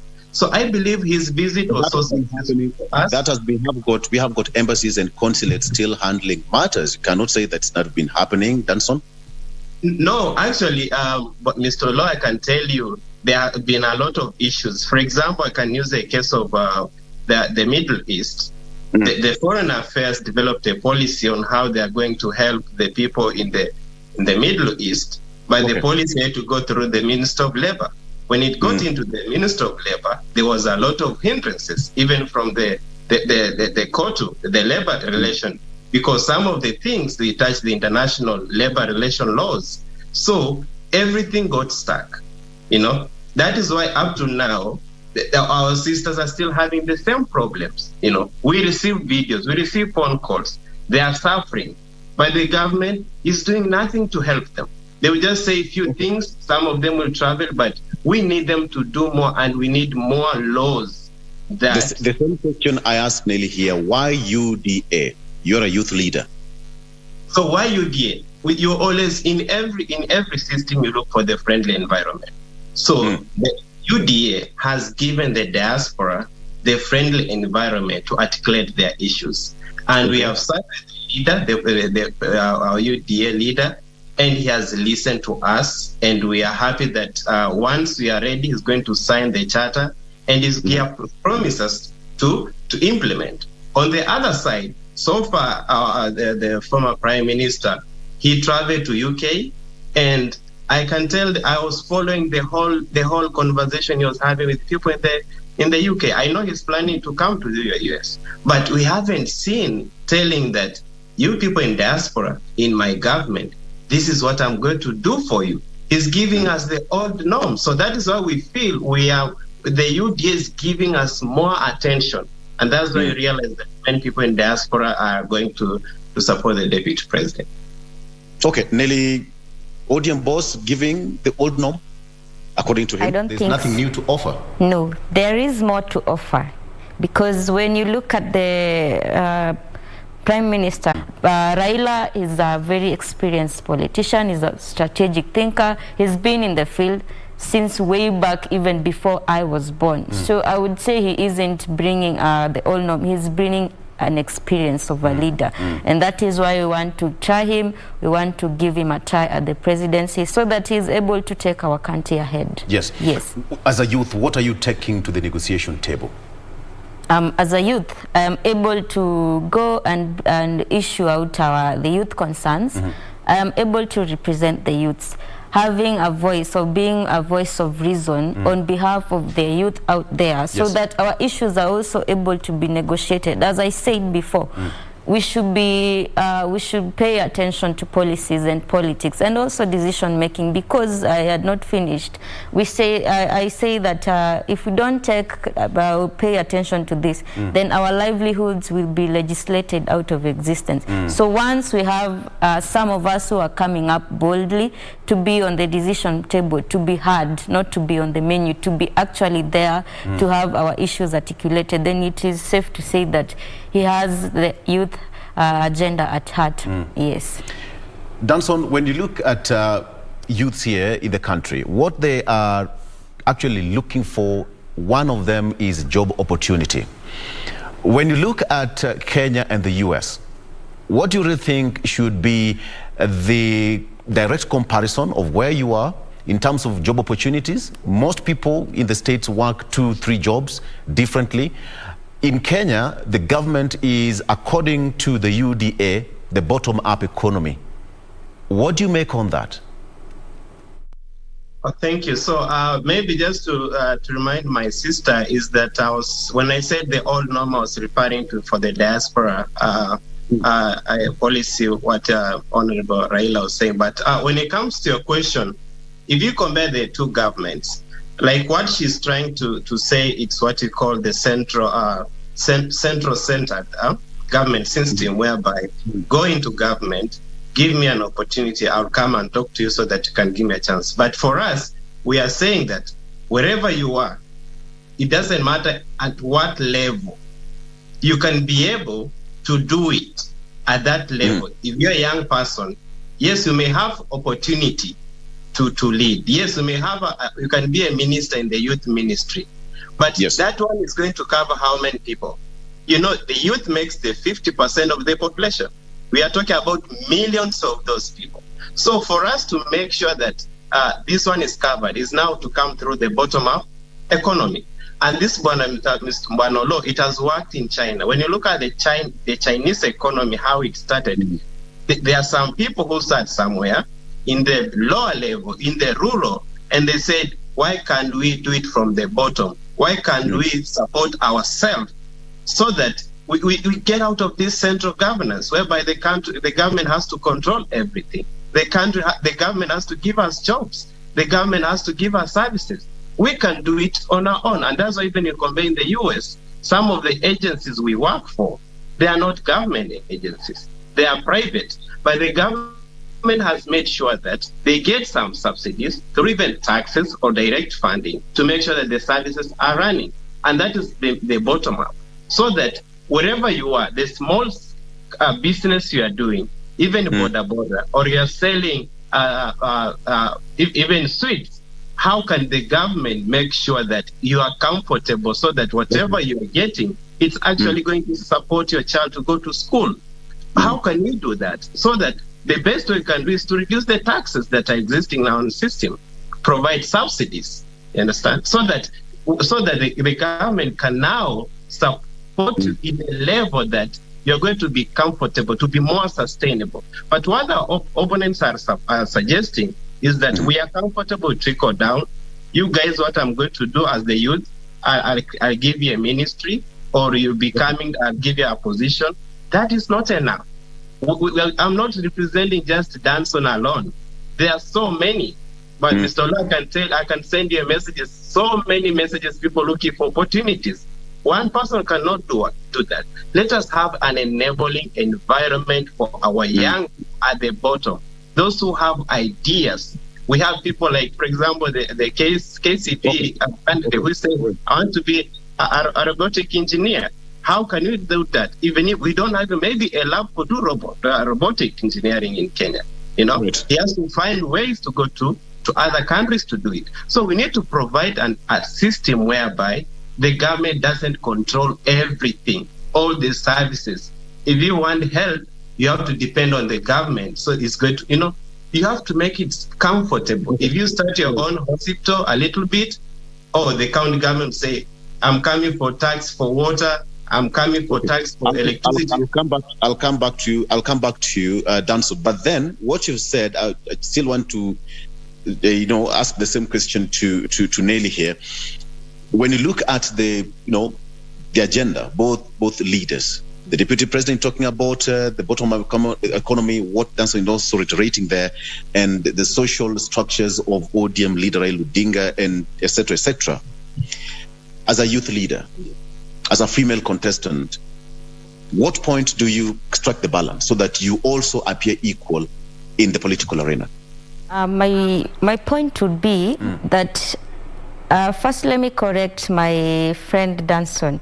I didn't really mean it's all about the cabinets, but you see, I'm contesting for to be a member of the county assembly in Narok. So I am not really going for that cabinet slot. All I was saying is that you should be able as youth to have someone who will represent our issues. If I am a youth leader and I'm involved in this decision-making table, for example, I'm an aspirant. If I get to the county assembly of Narok County, then I will be able, apart from representing the people of Narok, then I'll be able to also address youth issues in the county assembly. And this is also relates to the people in the national government. When you have a representative of the youth, then it means he or she will be able to come back to you, get your concerns.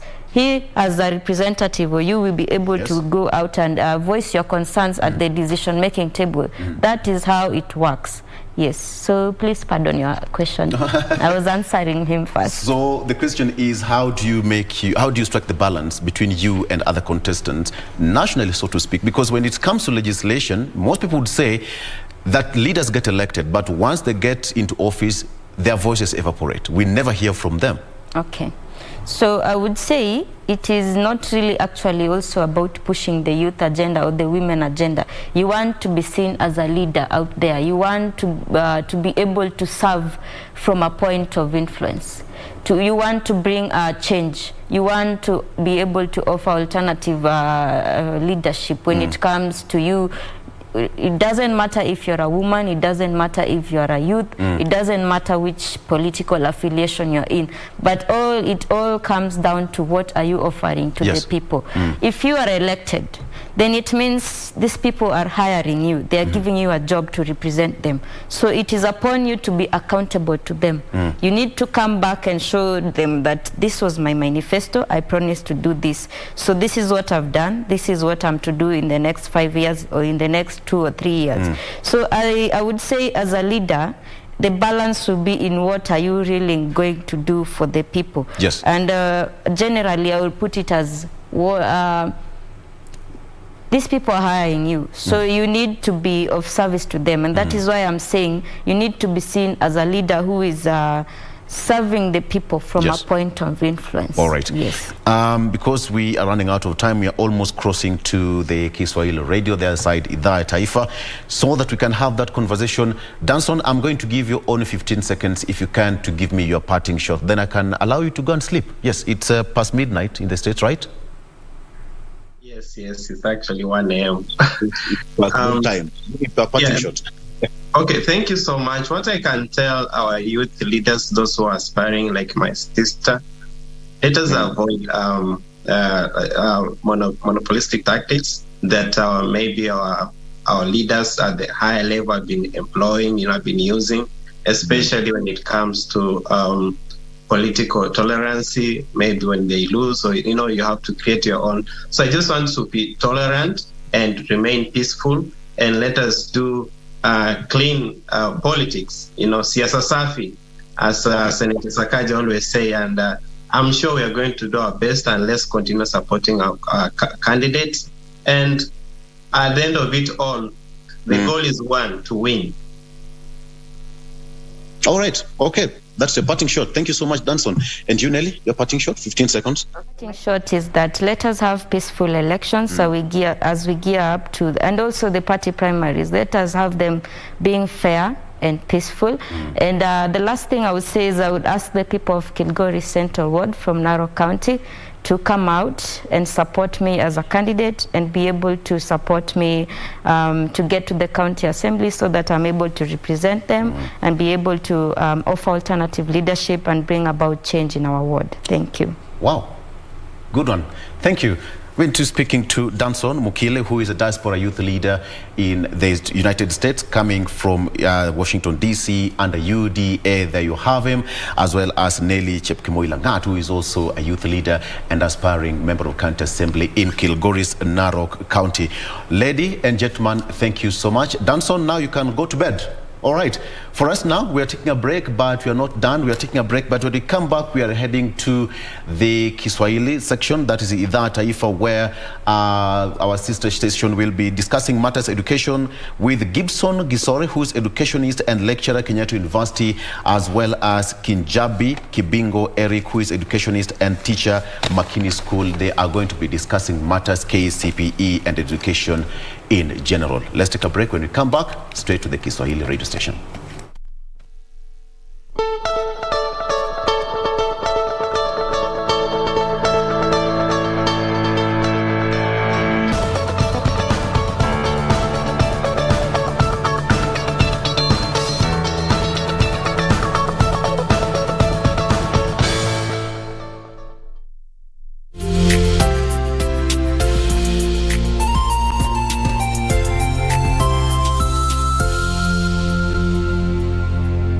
Management, staff and students of Mary Shaw School wish to convey our congratulatory message to the KCPE candidates on their well-deserved success. Well done and congratulations on passing the 2021 KCPE exams.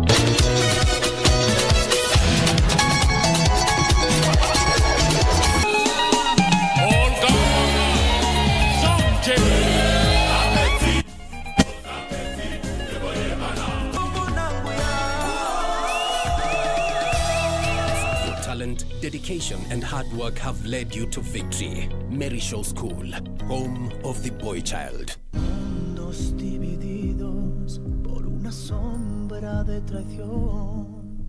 Chase vicious murderers and criminals like you. And be careful. Remember what happened the last time you tried to mess with me, Hidalgo.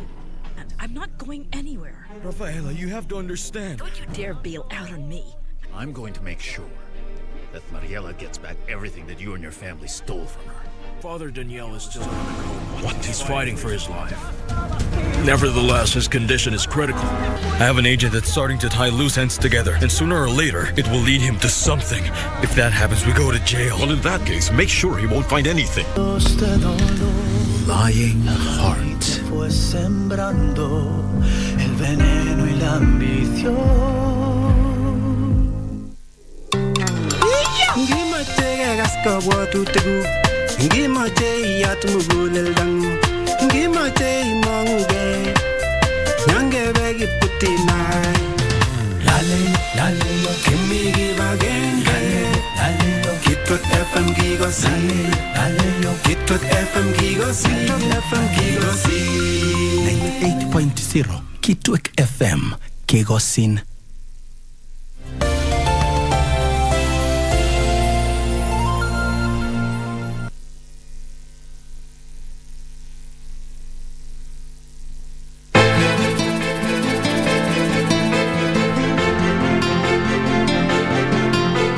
Unaona ni mzazi ndio uingie utoke utakavyo.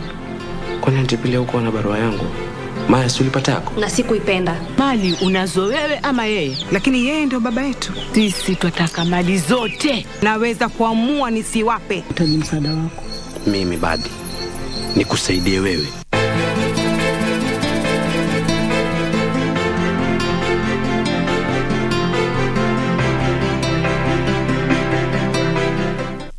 Keep abreast of the developments live from the National Assembly and the Senate. On our members of parliament. The questions. When is the construction expected to commence? The motions. Beg to give notice of the following motion. The debate. Will as many as want to be to say aye. The statements. A statement on an issue of general topical concern. The petitions. Order number 4, petitions. Stay tuned to KBC Channel 1 and Radio Taifa for live proceedings from both houses of parliament from Tuesday to Thursday. Live, uncensored, unedited. KBC, your national broadcaster.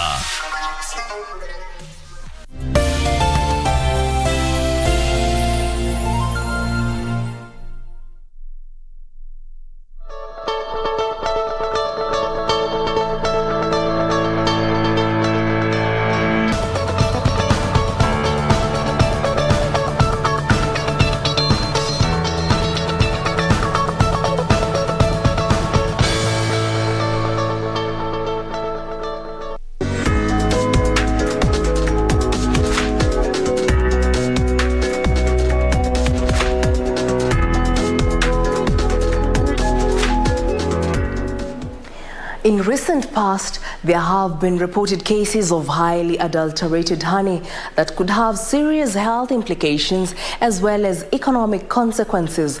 Well, this week on The Process, we take a look at how honey is processed.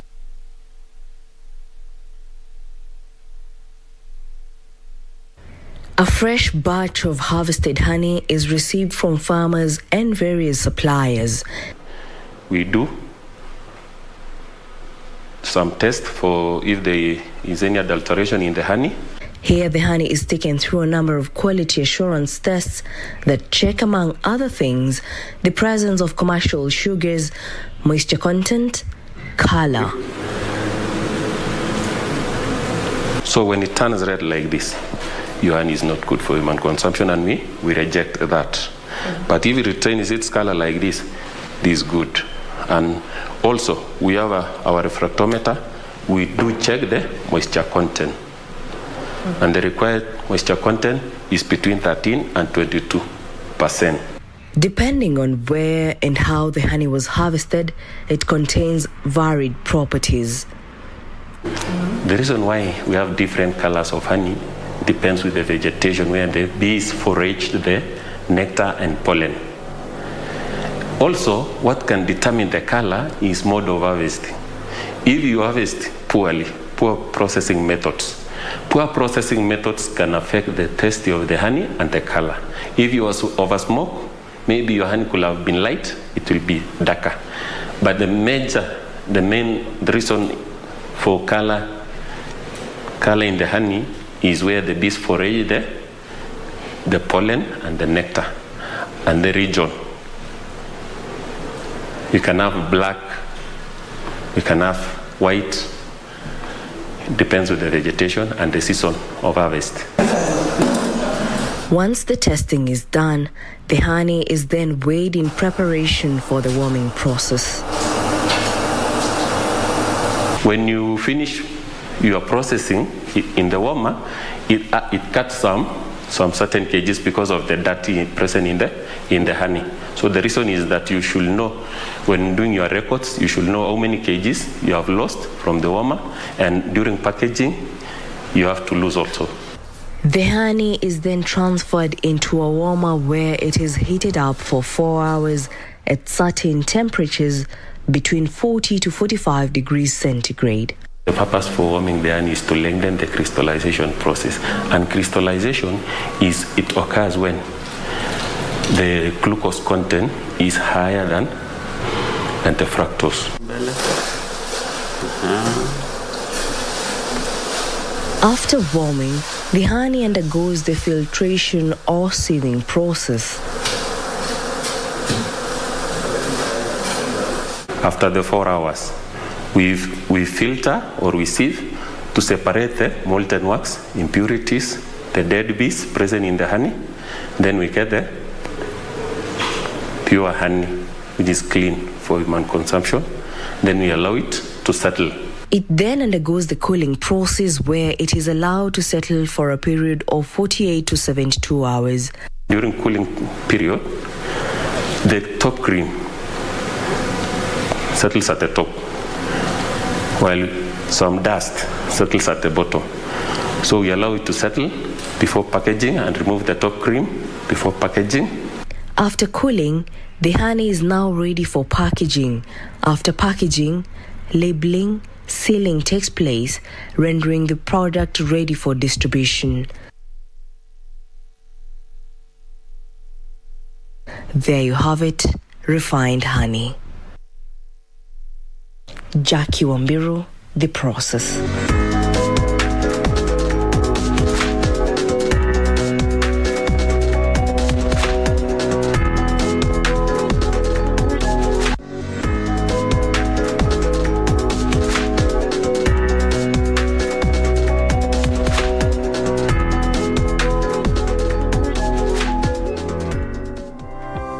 Barley, yeast, hops, and water, the raw material in beer making. The malted barley comes from the silo, comes through this conveyor to the stoner. These others remove the dust, basically cleaning the malted barley. Most of the beer manufacturing process is a closed process with no contact for zero chance of contamination. This whole process is controlled from this central point. The first step in the beer making process is mashing. Mashing is the combining of grist and water. What happens here is conversion of starch to simple fermentable sugars like maltose. The mixture is heated for 2 hours, causing the natural enzymes in the malt to break down starches, converting them into sugars, which will eventually become alcohol. It is boiled for like an hour, and after boiling for the bitterness, because that will give you the bitterness in the final product. Another one is sterilizing. The next step is loitering. This is where the liquid extract is separated from solids, also called the spent grains, separating the wort from spent grain. The lotaton separates the wort from the mash solids. The solids from the mash settle on the bottom and form a filter for the wort. The particles emanating from boiling is separated here. The third stage in brewing is spurging, where the remaining spent grain, which consists of grain husks and particles, are rinsed out with heated water to get as much of the sugars as possible from the remaining grain for the wort. One batch of the liquid extract in this case is 30,000 liters. The wort is then sterilized through a boiling process which halts enzyme activity and condenses the liquid. During the boiling, hops are added. The bitter substance, which is called the alpha acids, so it is extracted by boiling. The qualities of aroma, taste, and bitterness that hops impart to beer depend on at what point they are added. Hops can be added early in the boiling for bittering, with more time boiled resulting in more bitterness. They can be added mid-boil for flavor or late boil for flavoring and aroma. Hops can also be added at stages after the boil. It's added, but the dosing point is below this tank. Next, a heat exchanger is used to reduce the wort to the temperature desired for fermentation. At this point now, you are now ready to cool the liquid and take it to start fermenting. Wort is transferred to a fermentation tank and the yeast is added. This stage is the primary fermentation, the conversion of sugars to alcohol and carbon dioxide that lead to an ale or a lager, depending on the type of yeast used. You filter the beer and make it that sparkling clear. Once yeast has been pitched at proper temperature, the beer is generally maintained. The process of the yeast converting sugars to alcohol generates heat and is monitored closely by brewers. During the conditioning process, the beer will mature and be smooth, and byproducts of the fermentation will diminish. The conditioning process can last from 1 to 6 weeks and sometimes even more. We move to the bottling section of the brewery, where recycled bottles are brought in and cleaned. This machine cleans 40,000 bottles in an hour. Then, the inspection process begins, where the good bottles pass and the ones with chips and faults are rejected. This is the rejection. The bottles are then dried and recycled into new bottles that will now be filled with a fresh batch of beer. Next, the beer is crowned or capped with a bottle top. The beer is then pasteurized. Once the beer has fermented, it must be carbonated. This involves adding carbon dioxide to a container under high pressure, forcing it to be absorbed into the beer. This is done to improve shelf life. And in the process is what we call carbonation. You add more carbon dioxide in it. At every stage, the manufacturer scoops the beer for quality tests to confirm desired taste and acidity levels. The bottles are then filled with beer and capped and then sent to labeling. After the labels have been put, the bottles are passed in the Kenya Revenue Authority verification machine to be stamped as having passed all quality control tests and found fit for human consumption. The labeling goes hand in hand with counting and with verification. Once the labeling has been done, the beers are then packed into crates that are carried by cranes to the factory store and into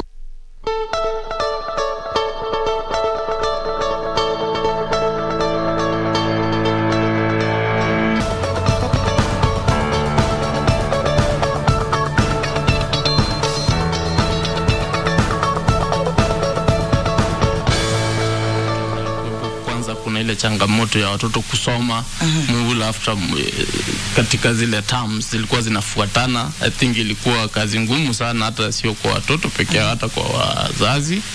Kulikuwa na malalamishi pale kwamba unalipa fees after 2 weeks, tena unaambiwa lipa nyingine. I think kuna nyingine ilikuwa less than 2 weeks. So hiyo ni changamoto kwanza kwa mwanafunzi kukawa na ile kukua na kupumbazwa na masomo kuendelea. Hiyo pia I think kwa maoni yangu ilichangia, na kukawa na zile shida za kawaida kwamba COVID pia inaleta pesa finyu, pia kuna ile fatigue ya masomo. Tuliweza kuona kwa kiasi kidogo kwamba kulikuwa na kuchoma shule, but haikuwa mbaya kulingana na vile ilikuwa mbeleni. So kumaanisha tunafanya zile steps, baby steps towards achieving ile elimu ambayo iko continuous. Sasa hiyo COVID ilikuwa, but sasa we are trying to get away out of it, I think, in my own opinion. Alright, mtazamaji, basi endapo kwa sasa ndo unafungua runinga yako ya KBC Channel 1, kipindi ni Good Morning Kenya, upande wa pili wa runinga. Upande wetu kipindi ni Zinga kwenye KBC Radio Taifa Sauti ya Mkenya, ikiwa ni tarehe 29 zimekwisha tumika 25 dakika asubuhi ya leo, na ndani ya studio tunajadili mkesha ama kutokea kwa matokeo ya KCPE mwaka 2021 ambayo ilitangazwa hapo jana waziri Profesa George Magoha. Ndani ya studio tuko nao wataalamu masuala ya elimu. Tuko naye ndugu Gibson Gisore ambaye ni mdau mkubwa katika swala hili la elimu kutoka chuo kikuu cha Kenyatta, na vile vile tuko naye bwana Kinjabi Kibiko Eric ambaye ni mwalimu wa shule za makundi za Makini ambayo ilitoa mwanafunzi wa pili nchini. Labda tukiendelea na swali letu, msikilizaji popote pale ulipo, kumbuka kwamba tunatembea na hashtag ya Zinga na hashtag Good Morning Kenya. Serikali imesema kwamba watahiniwa wote milioni 100.2 waliofanya mtihani wa KCPE lazima watajiunga na shule ya upili. Inawezekana? Kwa Mwalimu, ukitazama kwa kweli ni wazo zuri wote kujiunga na shule za upili, lakini changamoto ni moja. Je, maandalizi yalikuwa yamefanywa kule katika shule za upili? Hasa ukiangalia idadi ya wanafunzi katika shule za umma, utapata kwa mfano mwalimu mmoja na wanafunzi 80 katika darasa, na utapata kwamba madarasa ni finyu, mabweni hayapo. Utapata sasa changamoto ni kwamba je, serikali itatimiza kwamba katika majuma manne ambayo yamesalia kabla tuanze muhula wa kwanza mwaka 2022 kwamba watakuwa wamejenga madarasa, watakuwa wamejenga maabara. Changamoto ndio hiyo tu, kwamba ndio ni wazo zuri, hakuna mtu ni wazo zuri, lakini kulifanikisha ndio changamoto kuu. Bila shaka mtazamaji, unaoitazama ni KBC Channel 1, kipindi hewani ni Zinga kwa upande wa Radio Taifa Sauti ya Mkenya, ukiwa nasi. Mimi naitwa Rashid Momkondo na mrembo hapa niite Mwajuma Ali kipenda cheuzi la almasi, na ndani ya studio tuko nao wataalamu wa masuala ya elimu, na kama tulivyokujuza tuko naye ndugu bwana Gisore ambaye ni Gibson, mhadhiri na mtaalamu wa masuala ya elimu kutoka chuo kikuu cha Kenyatta, na vile vile pia yuko bwana Kinjabi hapa Eric ambaye ni mwalimu wa Makini Schools. Labda nikirudi kwako bwana mhadhiri, kwa sasa hii ndio itakuwa mwaka wa mwisho wa mfumo huu wa 844 kukamilika katika taifa letu la Kenya. Je, Kenya iko tayari kwa mfumo mpya wa elimu? Rashid, kusema kweli kuna ile wanasema ngoja tuone.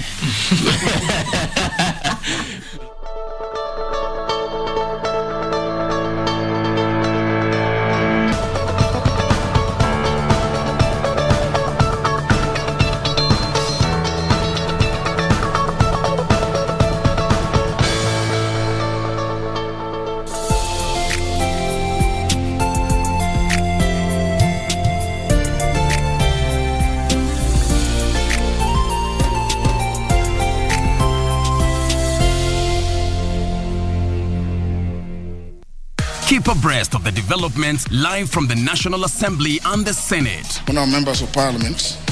The questions. When is the construction expected to commence?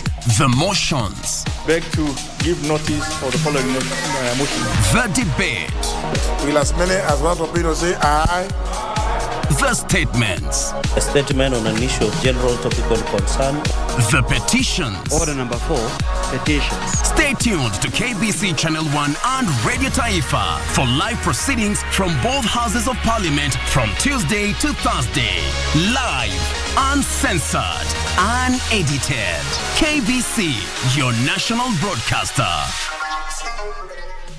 Mundos divididos por una sombra de traición. Chase vicious murderers and criminals like you. Then be careful. Remember what happened the last time you tried to mess with me, Hidalgo. And I'm not going anywhere. Rafaela, you have to understand. Don't you dare bail out on me. I'm going to make sure that Mariela gets back everything that you and your family stole from her. Father Daniel is still in a coma. What? He's fighting for his life. Nevertheless, his condition is critical. I have an agent that's starting to tie loose ends together, and sooner or later, it will lead him to something. If that happens, we go to jail. Well, in that case, make sure he won't find anything. Lying heart. Pues sembrando el veneno y la ambición.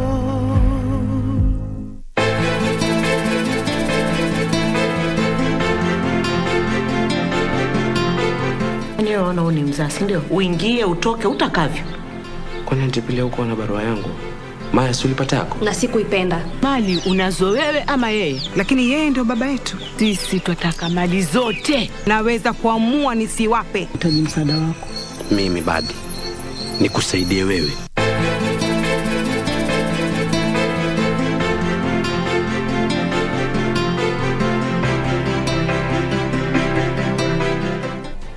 Do you have a news story to share with KBC? Get in touch swiftly on email news@kbc.co.ke or call 0723 892 654 or 0734 780 124.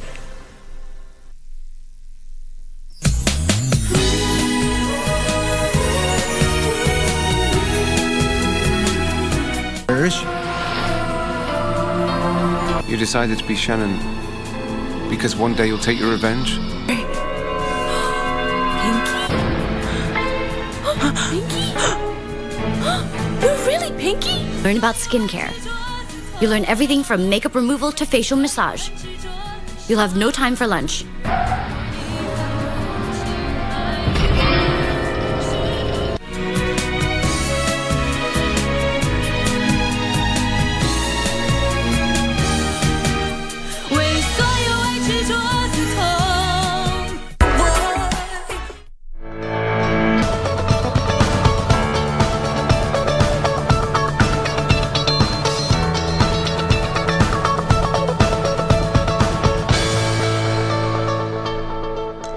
Alright, welcome back, and before we continue that conversation happening on the other side of Radio Taifa concerning matters education, how about we quickly look at how the roads are looking like this morning, and just looking at different variety of roads there. Perhaps you can begin from areas around Limuru Road. This is just before you get to the Thika Superhighway, one of those busy roads as you leave areas of Ruaka there, Riru, of course, coming to the city center. Right now, heavy kind of traffic being spotted on this particular stretch, and this is actually being witnessed on both lanes of this road. This is just before you get to the Muthaiga Square or the Muthaiga roundabout. There again, one of those busy roundabout, but obviously one of those key reasons why you'd really be expecting to be seeing heavy kind of traffic on most of these roads along Thika Superhighway, that is particularly Limuru Road, as well as what you're seeing this morning around the Muthaiga roundabout, is also simply because of that bus rapid transit system, which is clearly taking shape there along the Thika Superhighway. In fact, it is one of those fast roads whereby the state is trying to see how that will come along and how that will obviously shape Thika Superhighway and ultimately reduce traffic flow altogether. So aside from the fact that it also gets to serve different areas, obviously on the outskirts of Nairobi, particularly counties of Embu, Meru, Kirinyaga there, going all the way to various parts. Again, clearly we also know that it is one of those roads that gets to serve quite a number of activities. When you talk about schools, of course, primary schools, secondary schools, universities as well, colleges there, key among them being Utalii College, and oftentimes there's usually heavy kind of traffic around that stretch. The number of companies and industries, all these reasons is one of those that attribute the heavy kind of traffic on this route, and this is particularly why we are seeing what we are seeing this morning. And also around the Muthaiga Square, what you'd really be mostly seeing, especially in this early morning hours, just basically what you're seeing. But just as I mentioned, that is also largely attributed to those reasons that I've just given you. And traffic is again being seen or spotted as you come to the city center. In fact, around this roundabout, just looking at that, the difference in the colors, they are not moving at all, at a standstill there. Just before you get to the Shell petrol station, again, still heavy kind of traffic being seen there, moving at a very slow pace. But also this is one of those key as well as busy areas. So clearly again what you're seeing is basically what you would expect to see. But the contrary is being witnessed as you leave areas of Limuru Road, Muthaiga Road there, City Center, Kipande Road, coming all the way from areas around Wayaki Way as well as Westlands as you head over to sections of Thika Superhighway, and also past there on that particular stretch you can just see that green color indicator, or better still a clear indicator of moving at a very swift pace, no traffic at all. So it simply means that perhaps for our viewers who their businesses is along this way, or if at all you are on the road and you're coming to this side, it is a good time for you. If you're planning to leave the houses, still a good time for you, because particularly on that stretch, no traffic at all, moving at a very, very swift pace. So where we're really experiencing that gridlock is as you come to the city center. But again, this is really what you'd expect to see on most of these roads as you come to the CBD. And like what you'd really see on particularly areas around Westlands as well as Upper Hill, where you'd really be seeing traffic on both sides. But on this particular one, just what you're seeing is basically what you'd expect to see as you come to the city center. But again, it's also obvious because of the different kind of activities that perhaps people have as you come to the CBD. But that is how it is looking like there along the stretch of Muthaiga Road all through, as well as the Muthaiga Square all together there.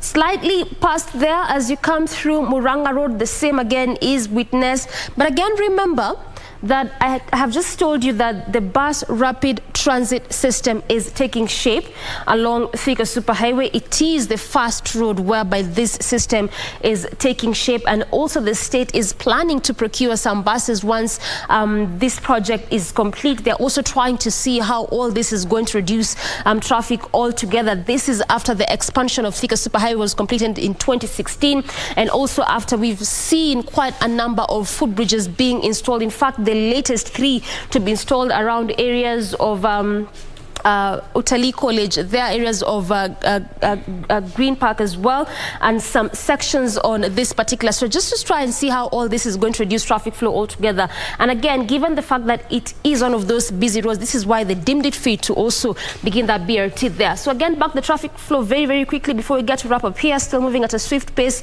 past Muranga Road as you come to the city center, all the way up until the Globe roundabout. This is how that major roundabout is looking like this morning. Not really that bad as you come to the city center. That is how it is looking like this morning on sections of Thika Superhighway, as well as areas around Limuru Road and Muthaiga Square. We take a very quick breather. We come back with more of Good Morning Kenya. Stay with us.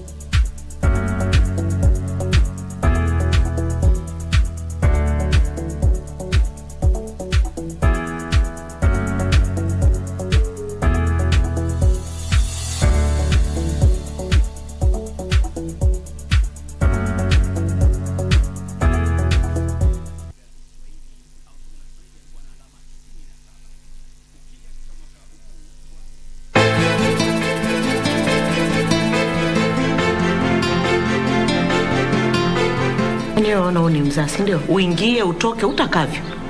Kwani antipilia huko na barua yangu? Maya si ulipata yako? Na sikuipenda. Mali unazo wewe ama yeye? Lakini yeye ndio baba yetu. Sisi tunataka mali zote. Naweza kuamua nisiwape. Utaji msaada wako. Mimi badi nikusaidie wewe.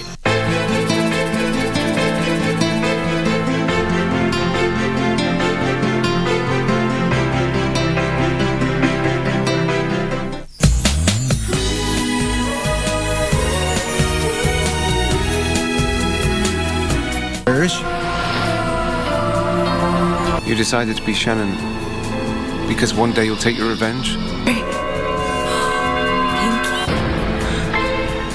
Pinky? You're really Pinky? Learn about skincare. You learn everything from makeup removal to facial massage. You'll have no time for lunch.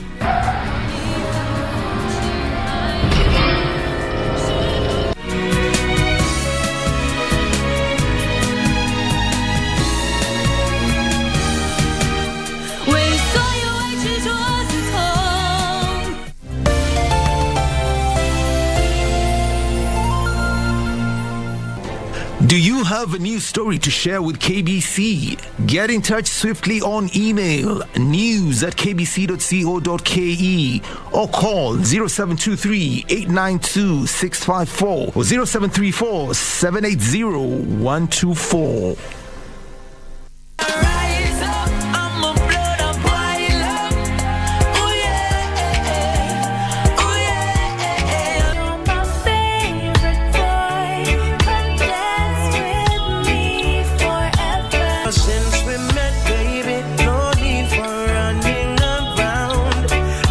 You cool me down. You cool me down. 1, 2, 3. I love you. 4, 5, 6. I miss you. 7, 8, 9. I want you back. Oh baby, I'm telling you, I'm sorry, but I'm leaving you. You never should have made me cry. I'm sorry, but I'm mundos divididos por una sombra de traición. Chase vicious murderers and criminals like you. Then be careful. Remember what happened the last time you tried to mess with me, Hidalgo. And I'm not going anywhere. Rafaela, you have to understand. Don't you dare bail out on me. I'm going to make sure that Mariela gets back everything that you and your family stole from her.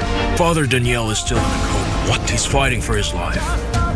Nevertheless, his condition is critical. I have an agent that's starting to tie loose ends together, and sooner or later, it will lead him to something.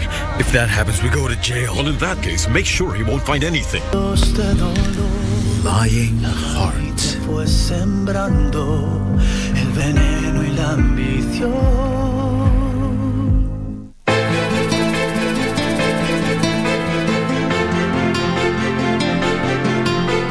Unaona huu ni mzazi ndio uingie utoke utakavyo. Kwani nitipile huko na barua yangu? Maya, si ulipata yako? Na sikuipenda. Mali unazo wewe ama yeye? Lakini yeye ndio baba yetu. Sisi tutaka mali zote. Naweza kuamua nisiwape. Utaji msaada wako. Mimi badi nikusaidie wewe.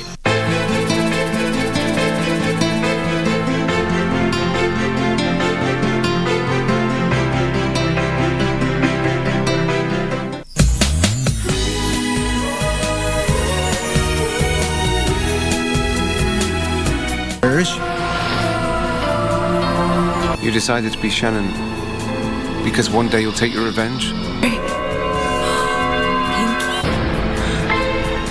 Pinky? You're really Pinky? Learn about skincare. You learn everything from makeup removal to facial massage. You'll have no time for lunch.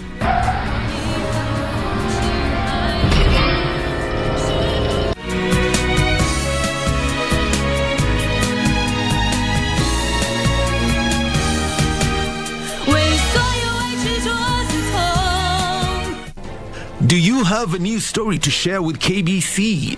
Get in touch swiftly on email news@kbc.co.ke or call 0723 892 654 or 0734 780 124.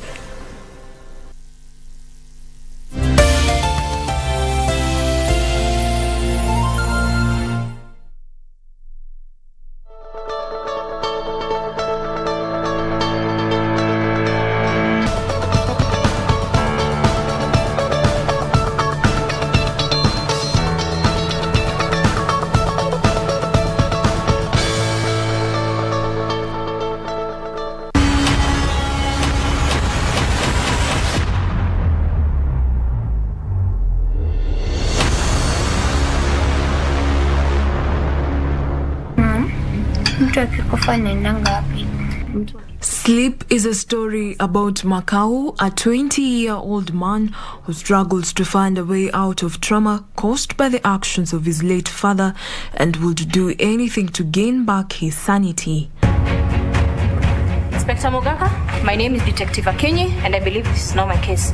This leads to a change of behavior where he turns to revenge.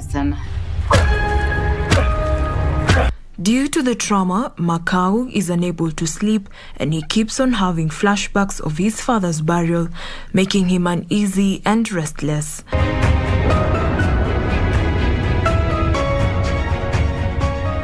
Brian Kabugi plays Makau. Casting for for Sleep, we just did indoors audition and just to confirm, but we already knew this is the right person to play this. We never had changes. Real Boogie is a household name. Most of the guys have seen him grow. I've seen him grow on TV, and for this role, Boogie was going a different way. He's the lead character, but he just say a single line the entire movie. But all through, he's not talking. He's silent all through, and he was just putting the emotions together, and he was speaking through character.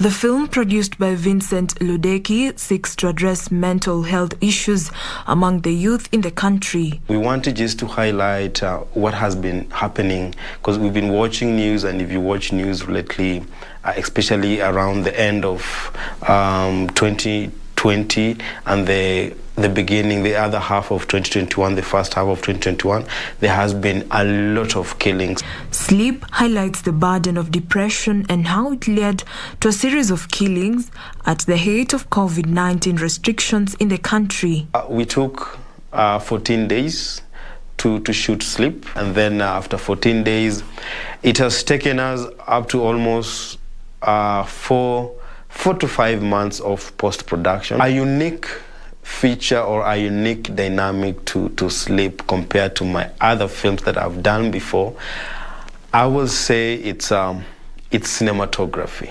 I haven't done anything to that type of cinematography. Even after that, I've done another short film immediately when we wrapped Sleep.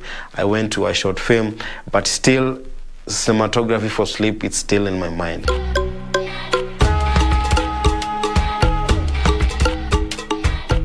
Scene 50C, shot 1, take 2.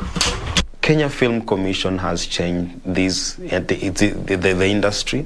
Kenya Film Commission has placed the industry where we can say, I'm a filmmaker proudly, and you can go home and tell your parent, I'm a filmmaker. The industry, in terms of quality, production, in terms of market, it has grown. And yes, Kenyans are watching Kenyan content. So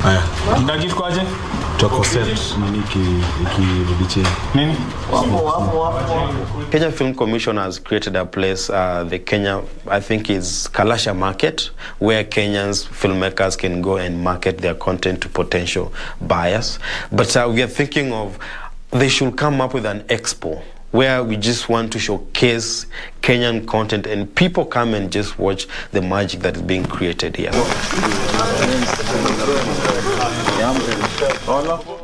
Jacqueline Masharia for Cinemas and Theatre.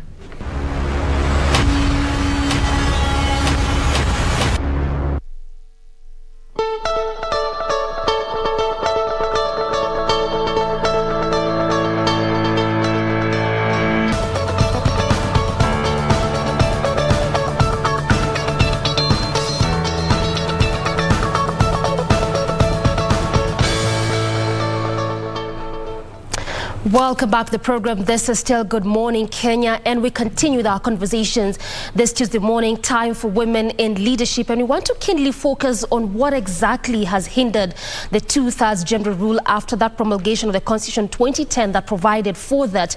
A good number of women leaders have cited frustration, particularly those in elective positions. But aside from that, or in addition to that, what exactly is one of those inhibiting factors that is hindering women from to ascending to position of power, and particularly elective positions?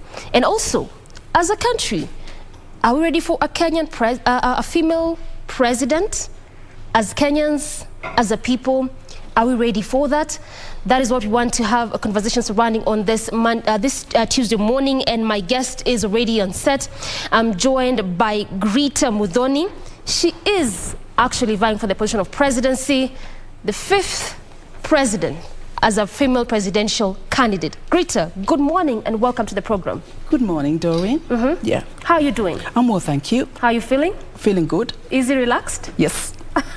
All right. You are actually vying for this position on the Empowerment Liberation Party. Yes. What does this party stand for, given the fact that it's one of those parties that you're just getting to hear of? I know it was formed in 2017, but we're just getting to hear of right in this time.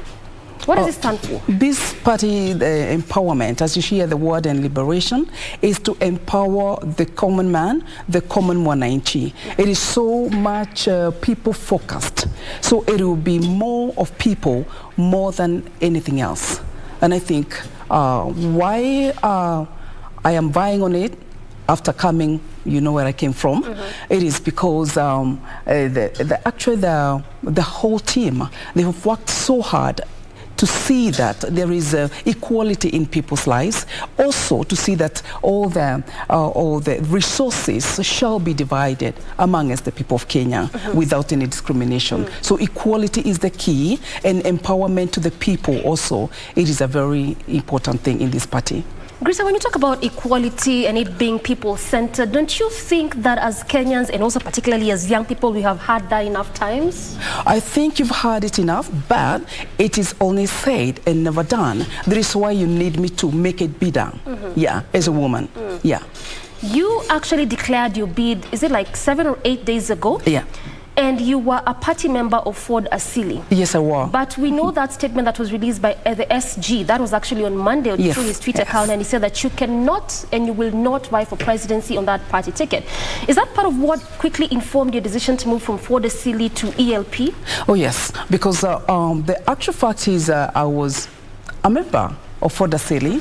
When did he come to deny us that? Because I mean, he was so outright that this actually you cannot. Actually, this is my membership for Ford Asili, coming from the ORPP, and I thank the government for having such a system that can be able to keep the records.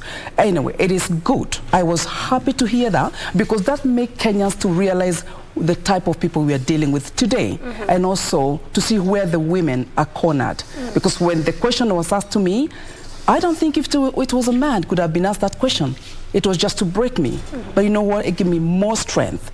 And I didn't shy away from answering all other questions, because it's not about those small things. It's about Kenya. When you have a vision for a nation, you cannot concentrate on such small things. It is small. Because, of course, being a member, you have the right to aspire. And that's exactly what I did. So what I'm getting from you is that this was more of malice. Yeah, it was. And did it, from your perspective, do you think that this came out just because you are a woman? Strongly. All right. It's because I'm a woman. Of course, most of the conspiracies are done by men. However, I feel it's the right time for women now to come out without fear. You know, women have not understood the strength they carry. We do have a lot of strength. Remember, we are managers from our home to where we are today. The men that conspires, they're born by women.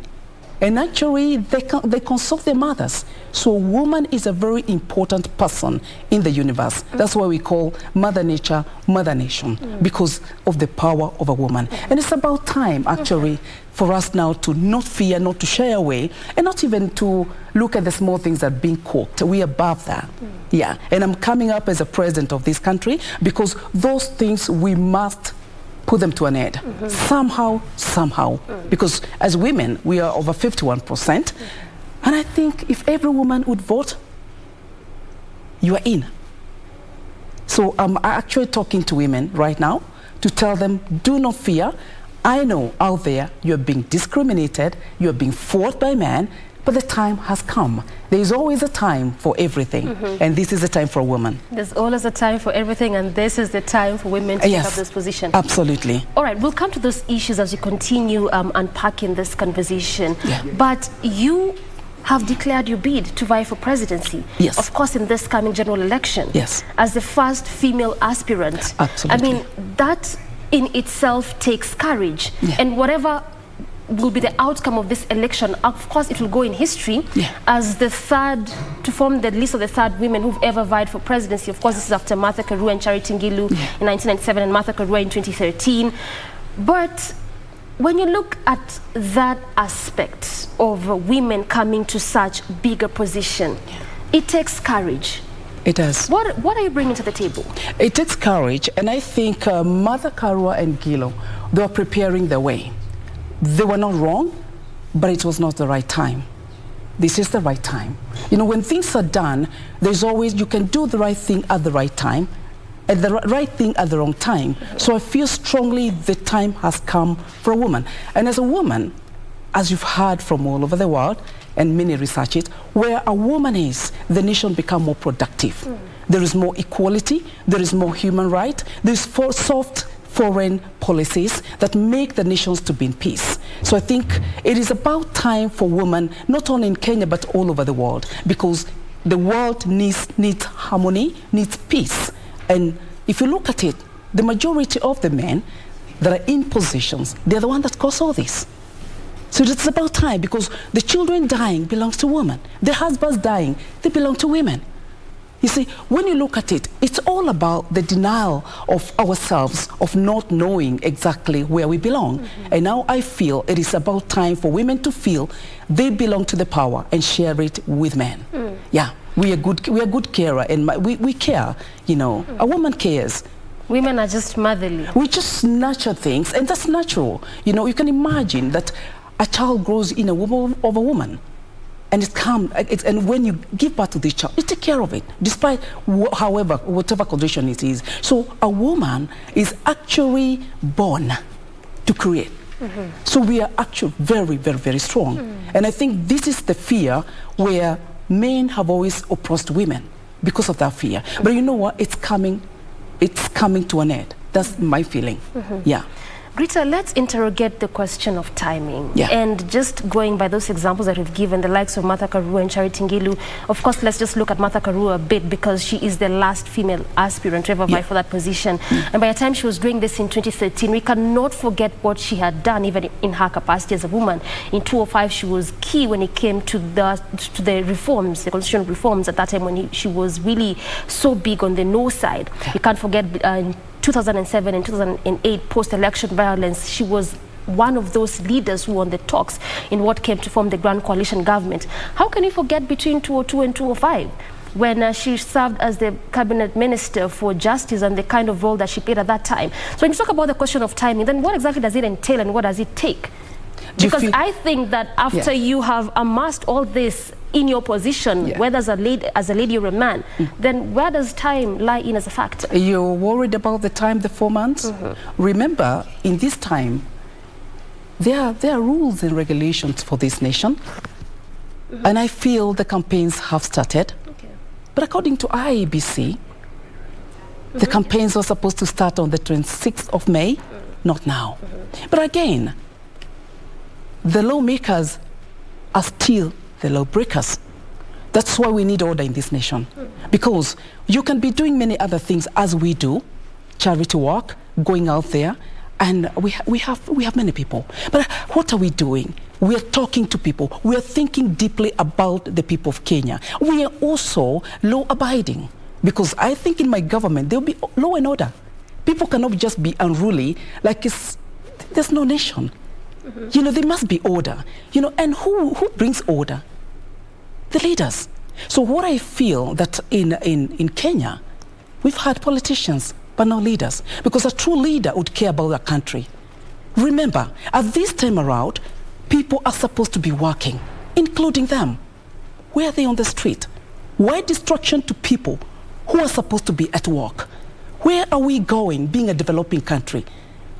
We're supposed to kind of project 100 years to come. So there will be no leader should be out there, but they should be in their office. They should be on top of the things, on top of the projects going on, industries and everything, creating the position for the youth that are coming in, training our young people. It should be kind of civic education, so to say. But when you look at it, where is order?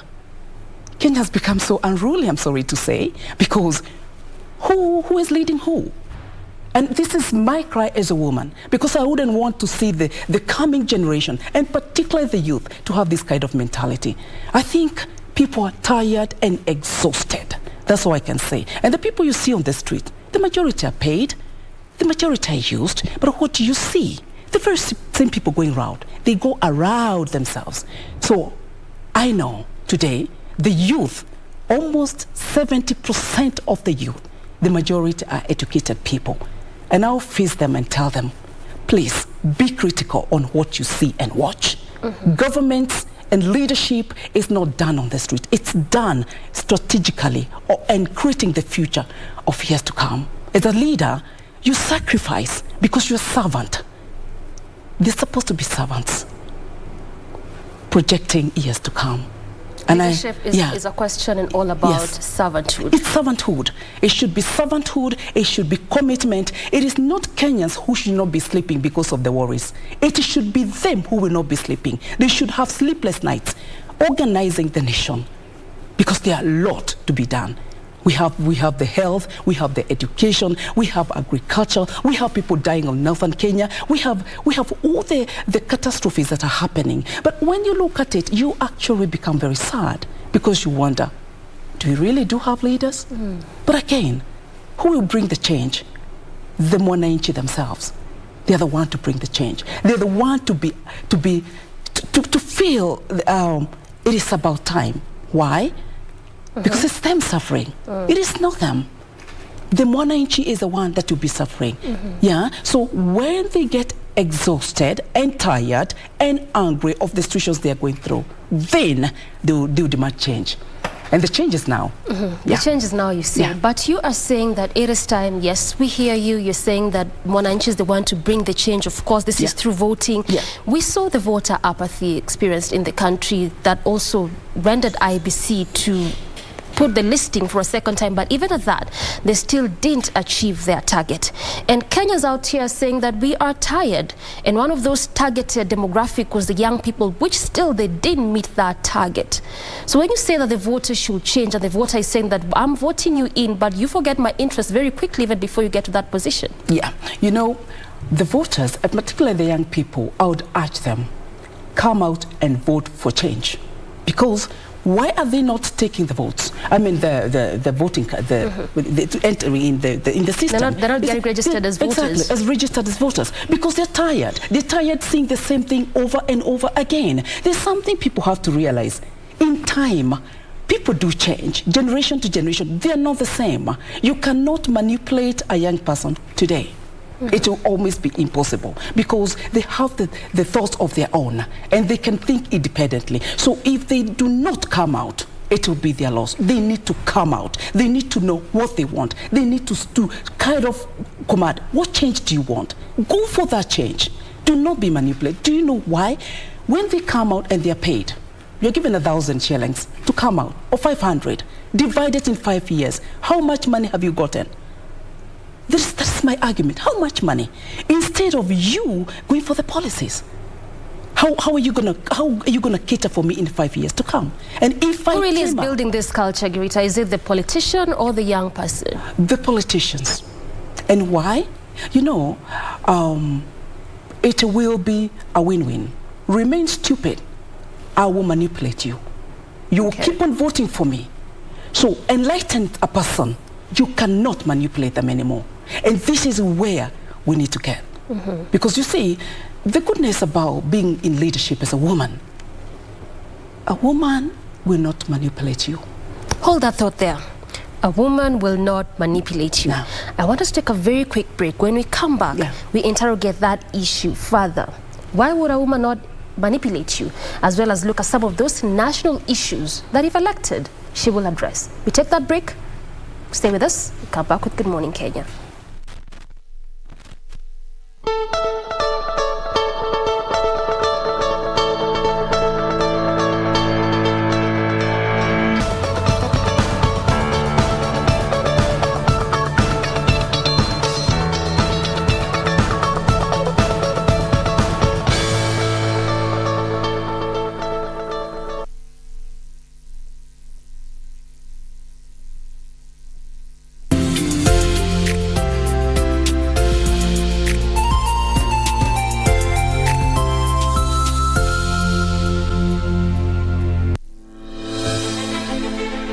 Are you an aspiring candidate in the upcoming general elections? Do you want your agenda and manifesto to reach your voters effectively? At KBC, we have the most comprehensive and credible online platform that has profiles of all prospective candidates. Log on to www.kbc.co.ke/2022 aspirants and let Kenyans know more about you, your past achievements, your manifesto, and your development agenda once you get elected to office. What's more, the website is easy to navigate. We will create your profile, post pictures and short videos with your campaign messages at affordable hosting fees. Log on to www.kbc.co.ke/2022 aspirants today and establish your brand authority as we lead towards the forthcoming general elections.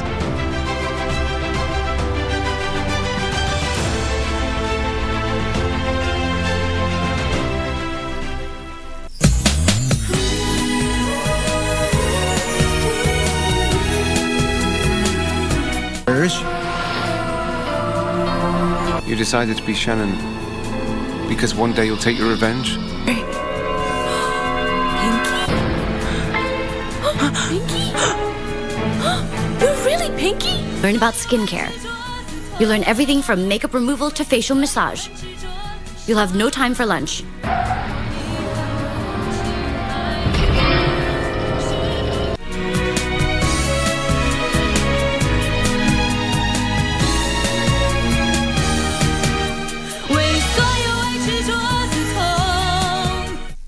Keep abreast of the developments live from the National Assembly and the Senate. When our members of parliament. The questions. When is the construction expected to commence? The motions. Beg to give notice of the following motion. The debate. Will as many as want to be to say aye. The statements. A statement on an issue of general topical concern.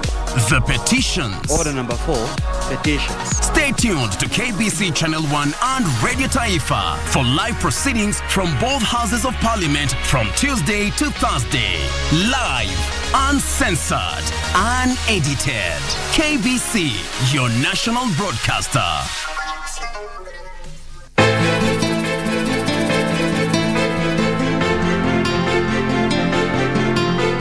Unaona ni mzazi ndio uingie utoke utakavyo.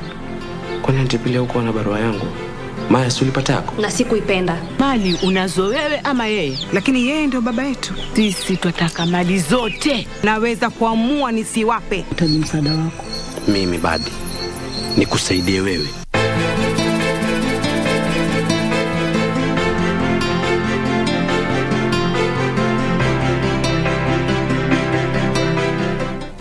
Do you have a news story to share with KBC? Get in touch swiftly on email news@kbc.co.ke or call 0723-892-654 or 0734-780-124.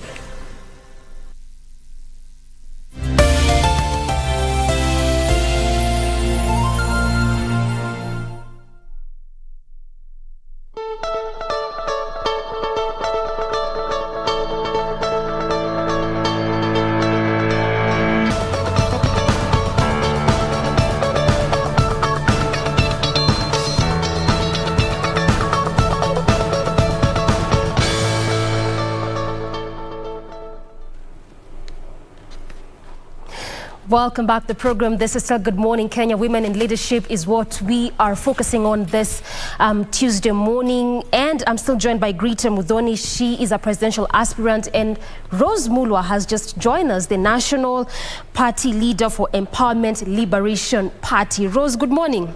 Good morning. How are you doing? I'm fine, thank you. Traffic caught up with you, but you're here. I'm here at last. Thank you. At last you're here. Yes, I'm grateful. All right. I'm very sorry.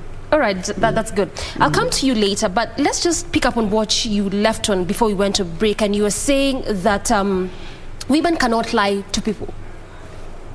Women cannot lie to us. I say this is why it's our time. Yeah. You say that it's women's time to lead. Yeah. Women cannot manipulate as men can. Actually, that's the word you used. Yeah, that's the word I used. Yes. The reason being, remember, there is attachment of a woman and the child. The child becomes the man. and the woman are the head. So you see, there is that attachment for a woman. Despite whatever they want to do, they think again. And I think the power of a woman lies in the mind. So, because you see, the balancing that is done by women, it is incredible, because a woman multitasks. A woman can lay back and watch. Why? Because the ego of a woman is not as much as of a man. So that gives us the space to make the right decisions, and also to have very, very deep discussions. Let's say if it's a government, you can agree on each other. Okay. Why? Because there's no ego. It's not ego-based. And I think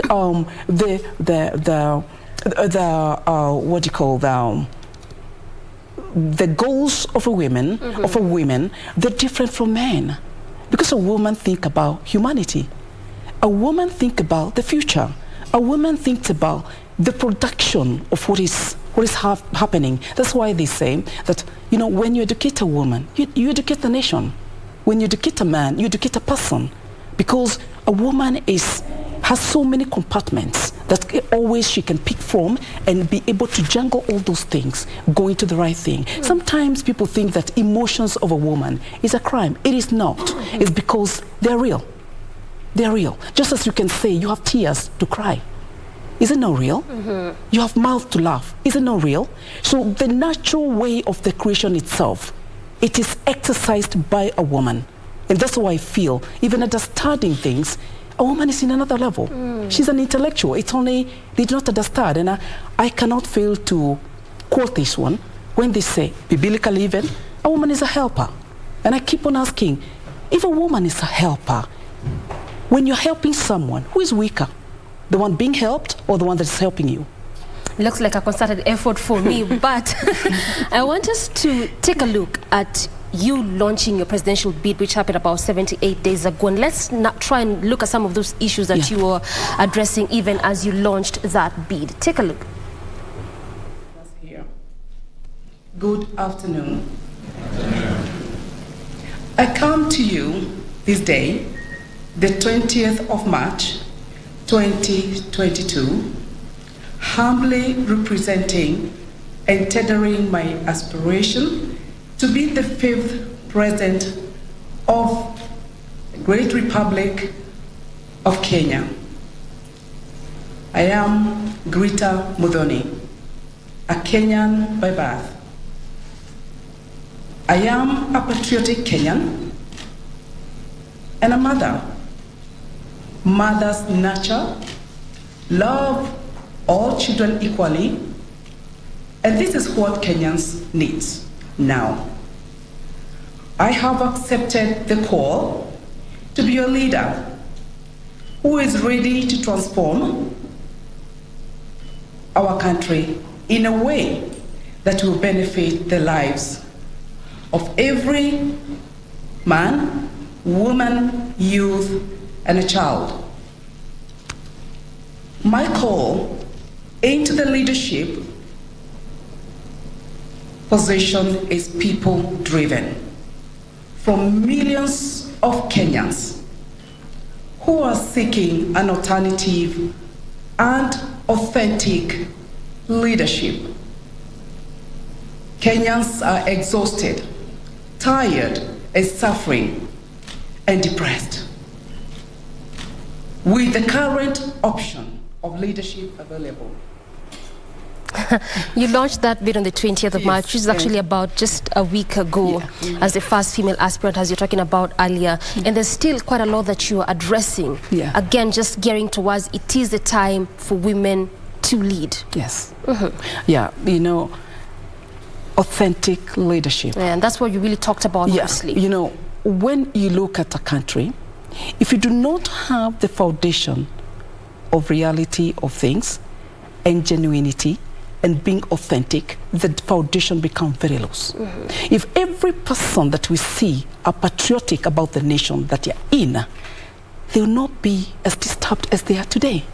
Because it is your country. You do anything to make sure it is not about you. That's why I talk about authentic. Because Are many people authentic? Is it about them or is it about the country? It's about the people of Kenya. All right. In many times, it's about them. Okay. I need that seat so that I can do 1, 2, 3. I need that seat for reasons. In leadership, you don't have reason for yourself, but reason for other people. All right. And the people you're leading. All right, I hear you. Let me bring in the party leader, ALP, and you are largely agreeing with what Honorable Girita is saying here, particularly when it comes to that it is the time of women. You are vying for the position of governor in Machakos County. And I just want us to look at the women who've already gone before, since that's what you try to talk about, women in leadership. If at all you get this seat, you obviously be in addition to the women that have bagged this gubernatorial seat through elective position, the likes of Joyce Laboso, may God rest her soul, the likes of Anne Waiguru Kirinyaga, as well as Kitui's Charity Ngilu. Do you look at some of these women that have gone ahead in terms of them setting pace and setting stage, and in what way have they done this? Thank you so much. First, I want to acknowledge the students who have just got their results, KCPE. And I want to congratulate them, those who did well. And I just want to tell the others who did not perform so well, it's not the end of everything.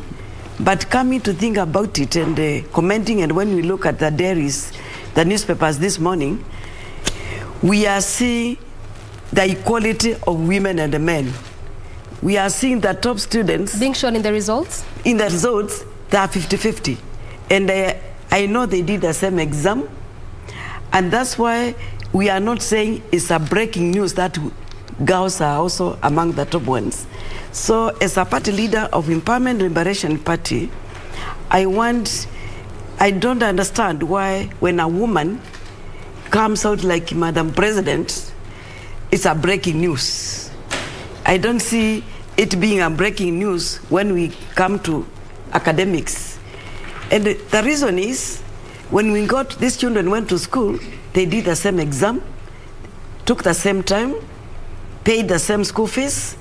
So as a party leader of Empowerment Liberation Party, I did not have a woman in mind when this party was being formed.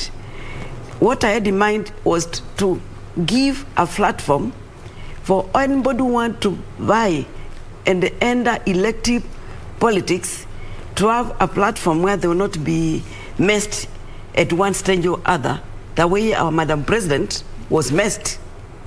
I did not have her in mind. I did not have a woman in mind. I just wanted to say, in Kenya, times have changed, and being a multi-party state, we have to be different. And that's why Empowerment Liberation Party is a place. It's not about money. And as you asked, I respect the women who went ahead of us. And I still feel they did their best, because the environment is not very conducive for a woman. And as I said, when a woman enters the political field, it becomes some breaking news. I think I call it, this nonsense must stop, because we are equal Kenyans. We have got the knowledge, we have the ability, and we can lead. Women, as Madam President has said, we can multitask. You find a woman, she's employed, she's working, she's a mother, she's cooking, she's organizing school fees, she's organizing homework for the children, and she's doing so much things. So I'm telling the people of Kenya not now to see women as just a woman, another figure which is coming, a weak figure. They should see women as part of this nation.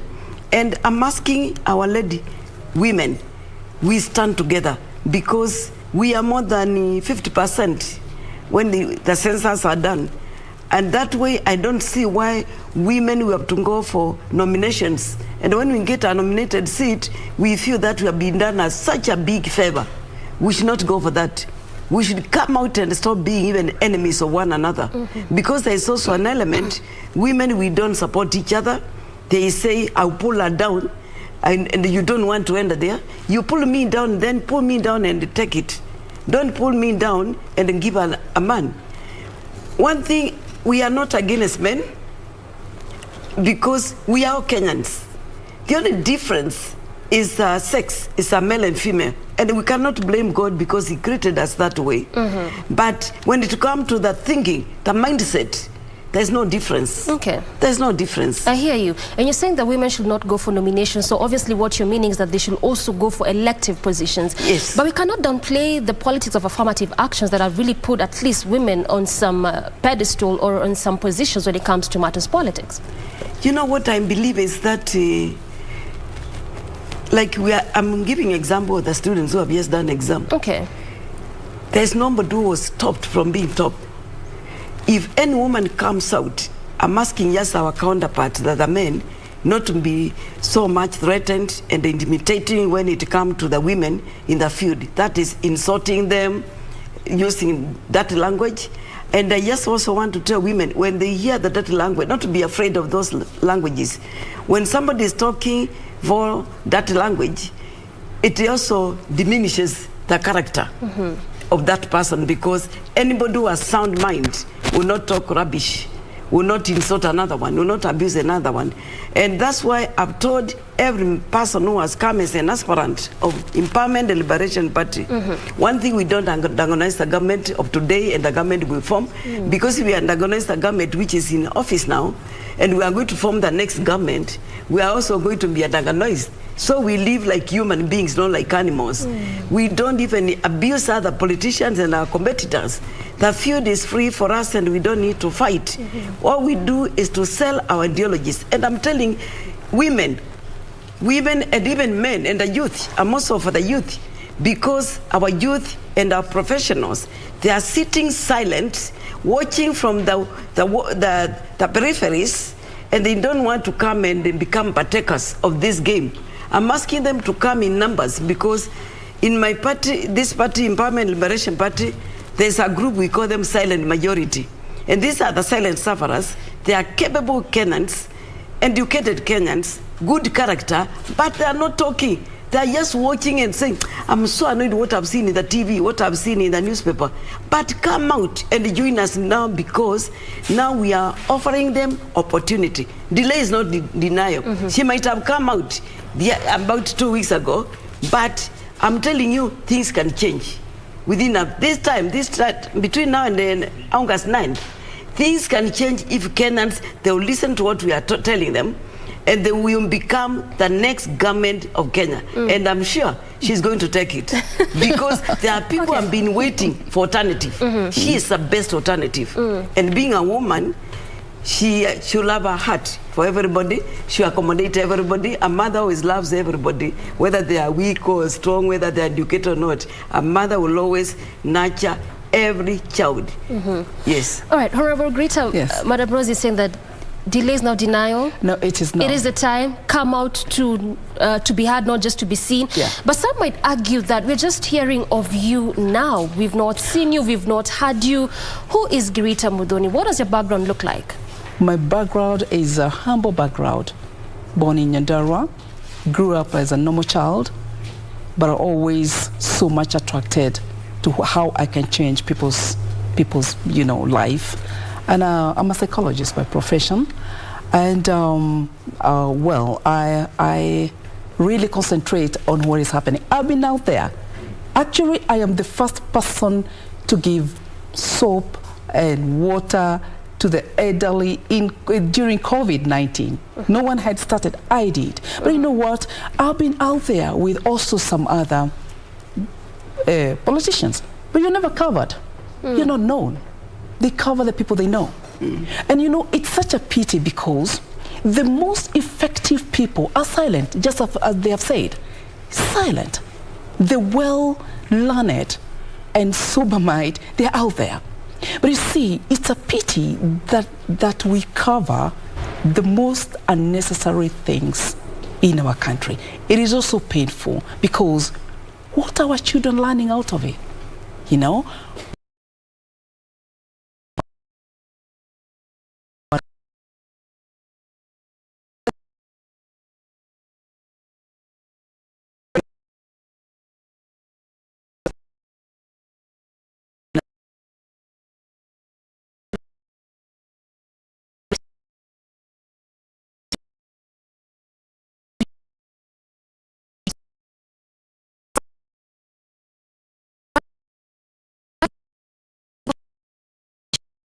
issues. And I just want us to tackle a bit about the debt crisis in this country. As of last year, it was captured at 8.2 trillion. Of course, that debt ceiling was risen from 6 trillion to 9.1 in 2019, and there's still conversation to rise it further to 13 trillion. And right now, we are expecting the budget to be read on April 7th. We obviously know, just like previous budgets, we'll have a deficit. What does that mean? Kenyans have to dig into their pocket to see how they can finance that a bit, and consequently to also see how they can dig into their pockets to repay that which we have borrowed. It's a pertinent issue. Where does that come from? The leadership.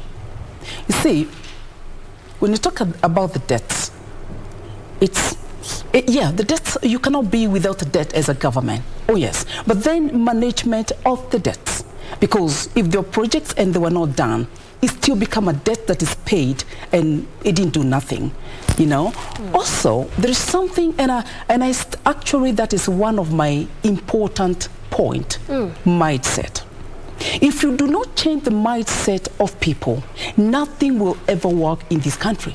Talk about the debts, talk about health, talk about mindset. Our mindset is wrong because when you are in power, it's about the money. How would you entrust anyone when the mindset is wrong? If we had the good mindset, we will not be losing all that we are losing. Because if you're given responsibility to loan money and you give it to someone to manage it, if they had the right mindset, they would manage that money. But because the mindset is wrong, this is where the country is going down. You see, the debts, if you ask me, if I would look at it projectively, in years to come, I would discuss about it, go back and see how was it acquired, what can be redone, how can we get maybe more grace period so that we are able to pay longer time in a small portion. And also create jobs for the youth. We need to create jobs. But again, even though we create jobs, what about the mindset of the people you are creating jobs to? Will they manage the resources that you give them? I think Kenya as a country, we lost the foundation. And the foundation is our mind. And I have tried to look at everything in every perspective. And everything adds up to our thinking. So if we can change the way we think, and the way we perceive things, we can be able to handle this nation. Because are we talking about the human resources? We have more than enough youth to work if we create jobs for them. You see what I mean? We are taking our children out there. Why? Our brain is out there instead of it being here to work and create jobs. But again, as you say, they're nowhere to be seen because who will see them? That is a problem we have in Kenya and Africa at large. So it is about time to go to the drawing table and ask ourselves, what is wrong with our country and us? Because anything else can be done if we have the right mindset. Jobs can be created, yes, but who will run them? We can create more, we can even have more hospitals, but who will be genuine enough not to steal the medicine from the hospital? We can have the factories. Who will be good enough to manage the factories? Mindset. So for me, if you ask me, the mindset is important. And I think in my government, I will concentrate with the youth because we must have the change of the mindset. And that way, whatever we do, we run. Because if you think about it today, what is happening? You don't need to be told. Watch the TV. You will create a story out of what you see. Yeah? You think, people think that things are going wrong because maybe we don't have the people to do those things. They're there. The minds are there. But where is our brain? In America, in Europe, in England, in Britain. That is where our brain is. And if we bring the brain back, if we take the brain that is here and put it together, we will come with something. And I'm going to say one more thing. Remember, during the colonial, it came a time when our forefathers had enough and made a decision to go to the forest to fight for this nation. The time must come for people to be that tired and want change. All right. Yeah. I hear you. Honorable Rose, Greta is talking about management when it comes to debt crisis. It's a very pertinent issue. Looks like we'll continue having this conversation year on end. And the challenge is not in the borrowing because, even developed countries do that for development anyway. The question is about management. So where is the missing link? I think just to add on what Madam President has said, is that the high debt is costing, the effect is high cost of living. Yes. Every Kenyan, even the lowest in the village, they are feeling it. It has cost even the essential commodities to be unaffordable for the Kenyans at large. I think I recommend and I acknowledge and appreciate the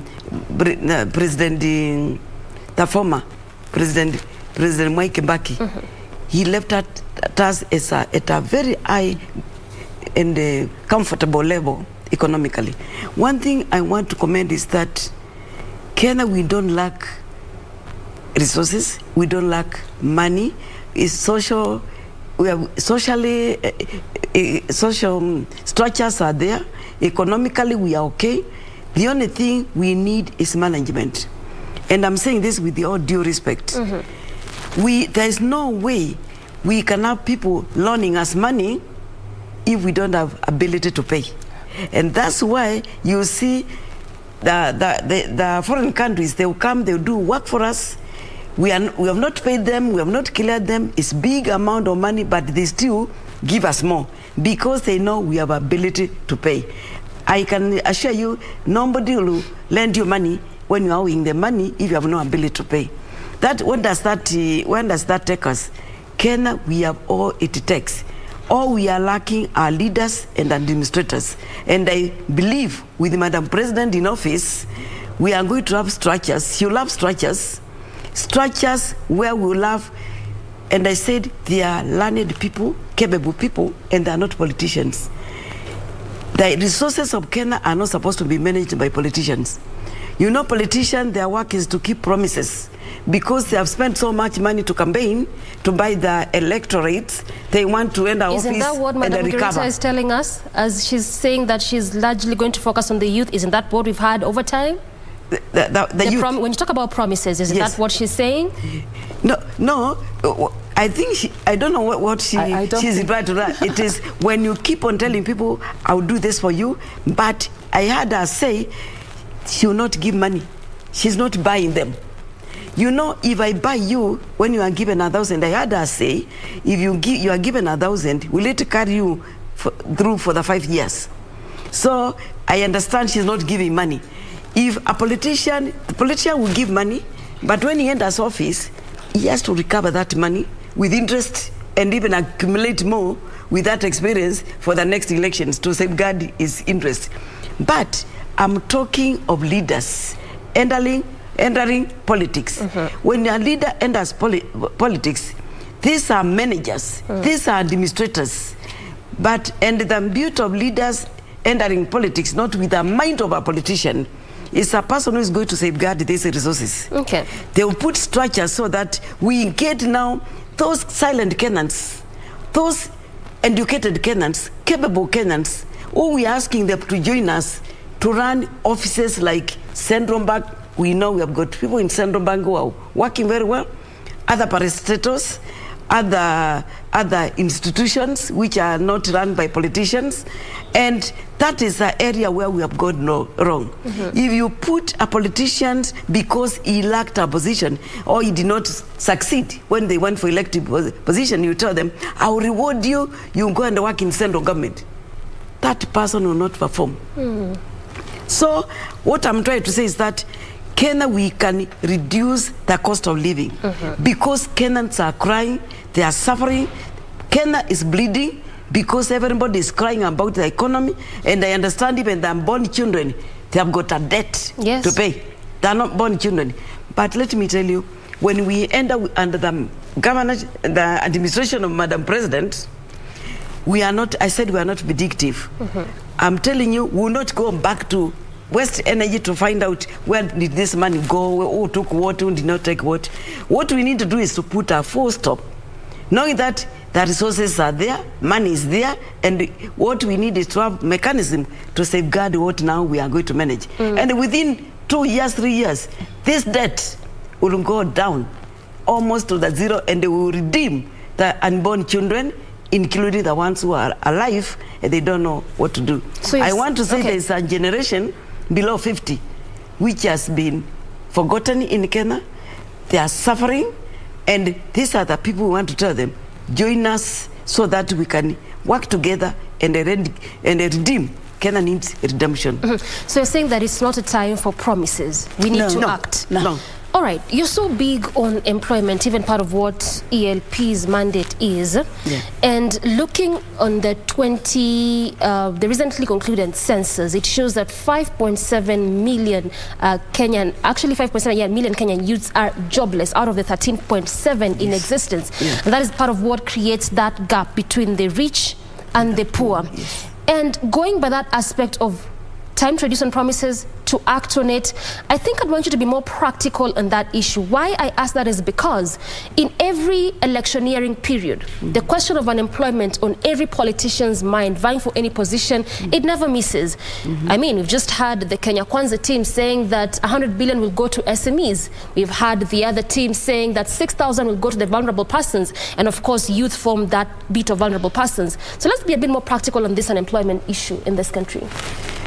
Thank you so much. I think what I want to commend is this, and being a person in the business sector. Yes. Kenya, we have got enough for all those who want to be given resources, to be avowed resources to start businesses like these SMEs. Because after going around, particularly in Machakos, I went around and I went to meet the people tour, and it was so bad to see that irrespective of Machakos County receiving over 100 billion within the last 10 years, there is no development.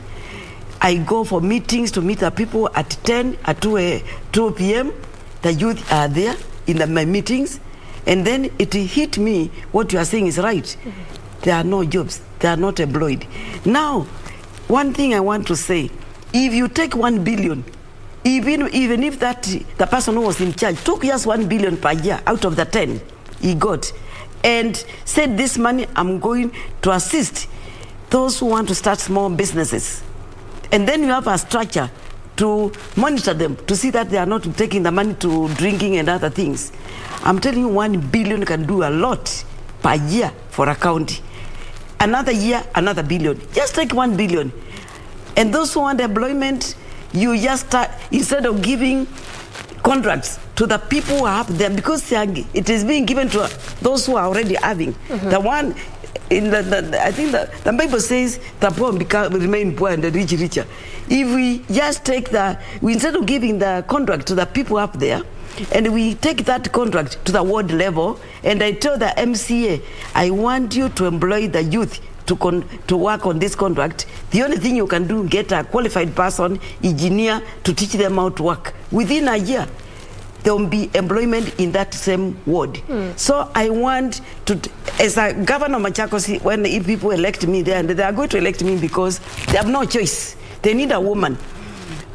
I'm going to do projects in the sub-counties, in the wards, not just at the level of the sub-county, but at the ward level. And I'll make sure that those MCAs, they don't spend time sitting in the boardrooms in the county offices. We will have meetings, and they all go to supervise the projects at the ward level. There is enough money. God is not a man that he lies, and is not a fool that he has put all these Kenyans, the millions of Kenyans in this country, and he has not given us the resources we need for each one of us. There is enough. It's only that money is in the hands of very few people up there. If it can be released and be distributed equally, everybody will have some money. There's a lot of it. All right, I hear you. So it's more also of a question of empowerment. Empowering. That's why empowerment, and we have to liberate people. I want to tell Kenyans, the jobs they need, our youth, the jobs are not in Dubai. They are not in America. Their job is here. And that's why you see people in the Western world, developed countries, they are coming here to do business here.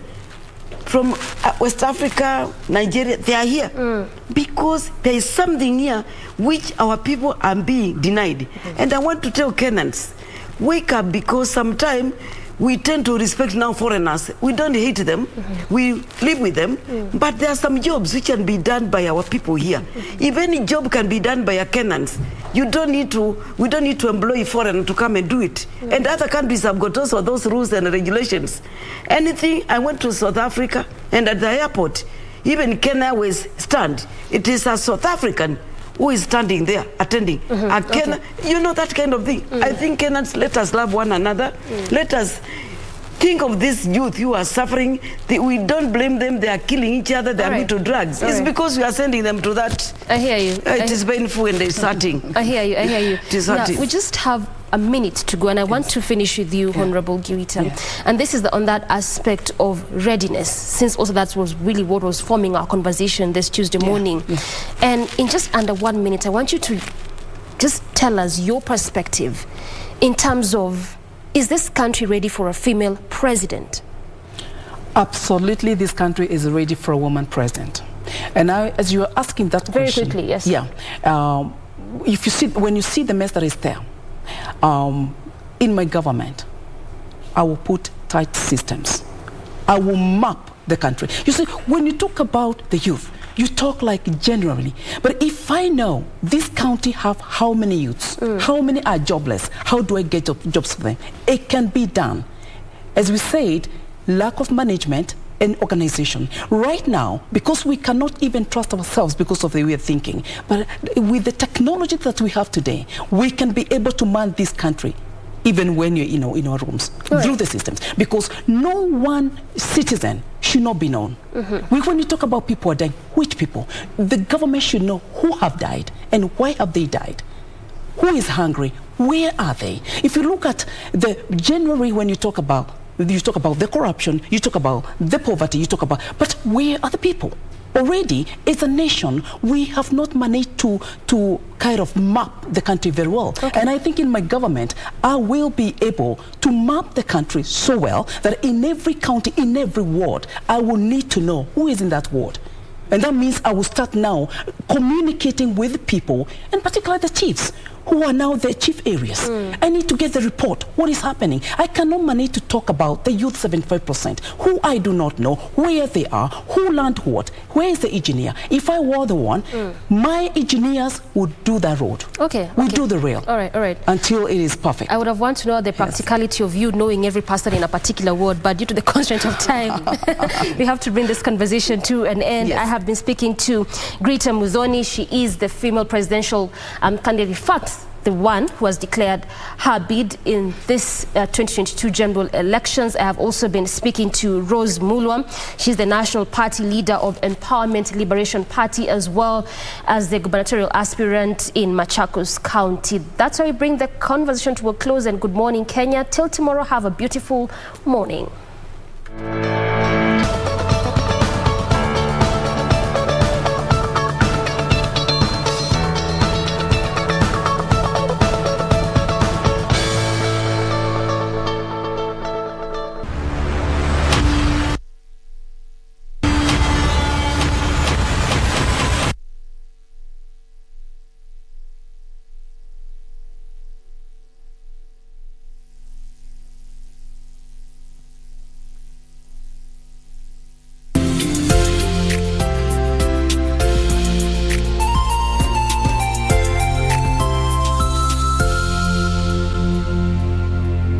Keep abreast of the developments live from the National Assembly and the Senate. Honourable members of Parliament. The questions. When is the construction expected to commence? The motions. Beg to give notice of the following motion. The debate. We last minute, as one of people say, aye. The statements. A statement on an issue of general topical concern. The petitions. Order number 4, petitions. Stay tuned to KBC Channel 1 and Radio Taifa for live proceedings from both houses of parliament from Tuesday to Thursday. Live, uncensored, unedited. KBC, your national broadcaster.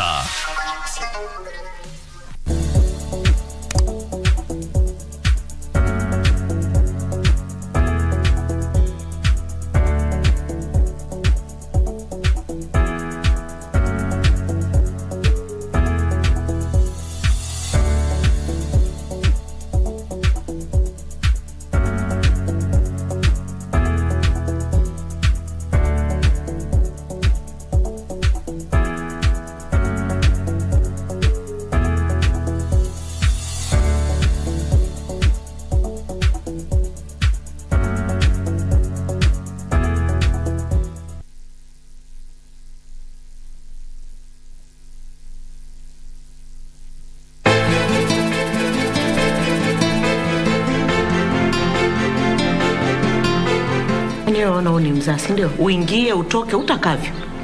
Kwani Auntie Pili huko na barua yangu? Maya, si ulipata yako? Na sikuipenda. Mali unazo wewe ama yeye? Lakini yeye ndio baba yetu. Sisi twataka mali zote. Naweza kuamua nisiwape. Hitaji msaada wako. Mimi badi nikusaidie wewe.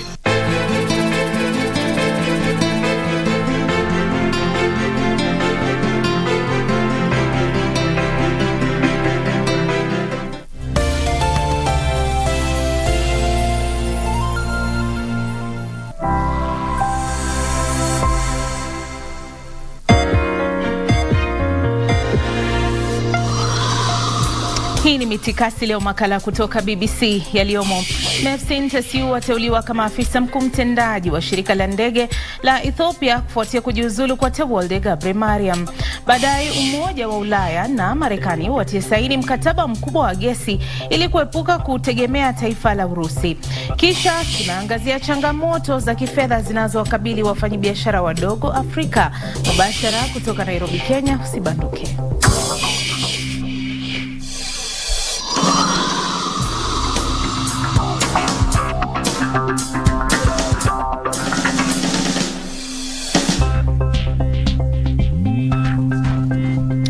Hujambo na karibu katika habari za biashara zinazokuhusu uchambuzi wa kina na mahojiano. Jina langu ni Hamida Abubakar. Shirika la ndege la Ethiopia limemteua Mefsin Tesiu Bekele kama afisa mkuu mtendaji mpya wa shirika hilo, akichukua nafasi ya Tewolde Gebremariam aliyehudumu kwa muda mrefu ambaye alijiuzulu siku ya Jumatano kwa sababu za kiafya.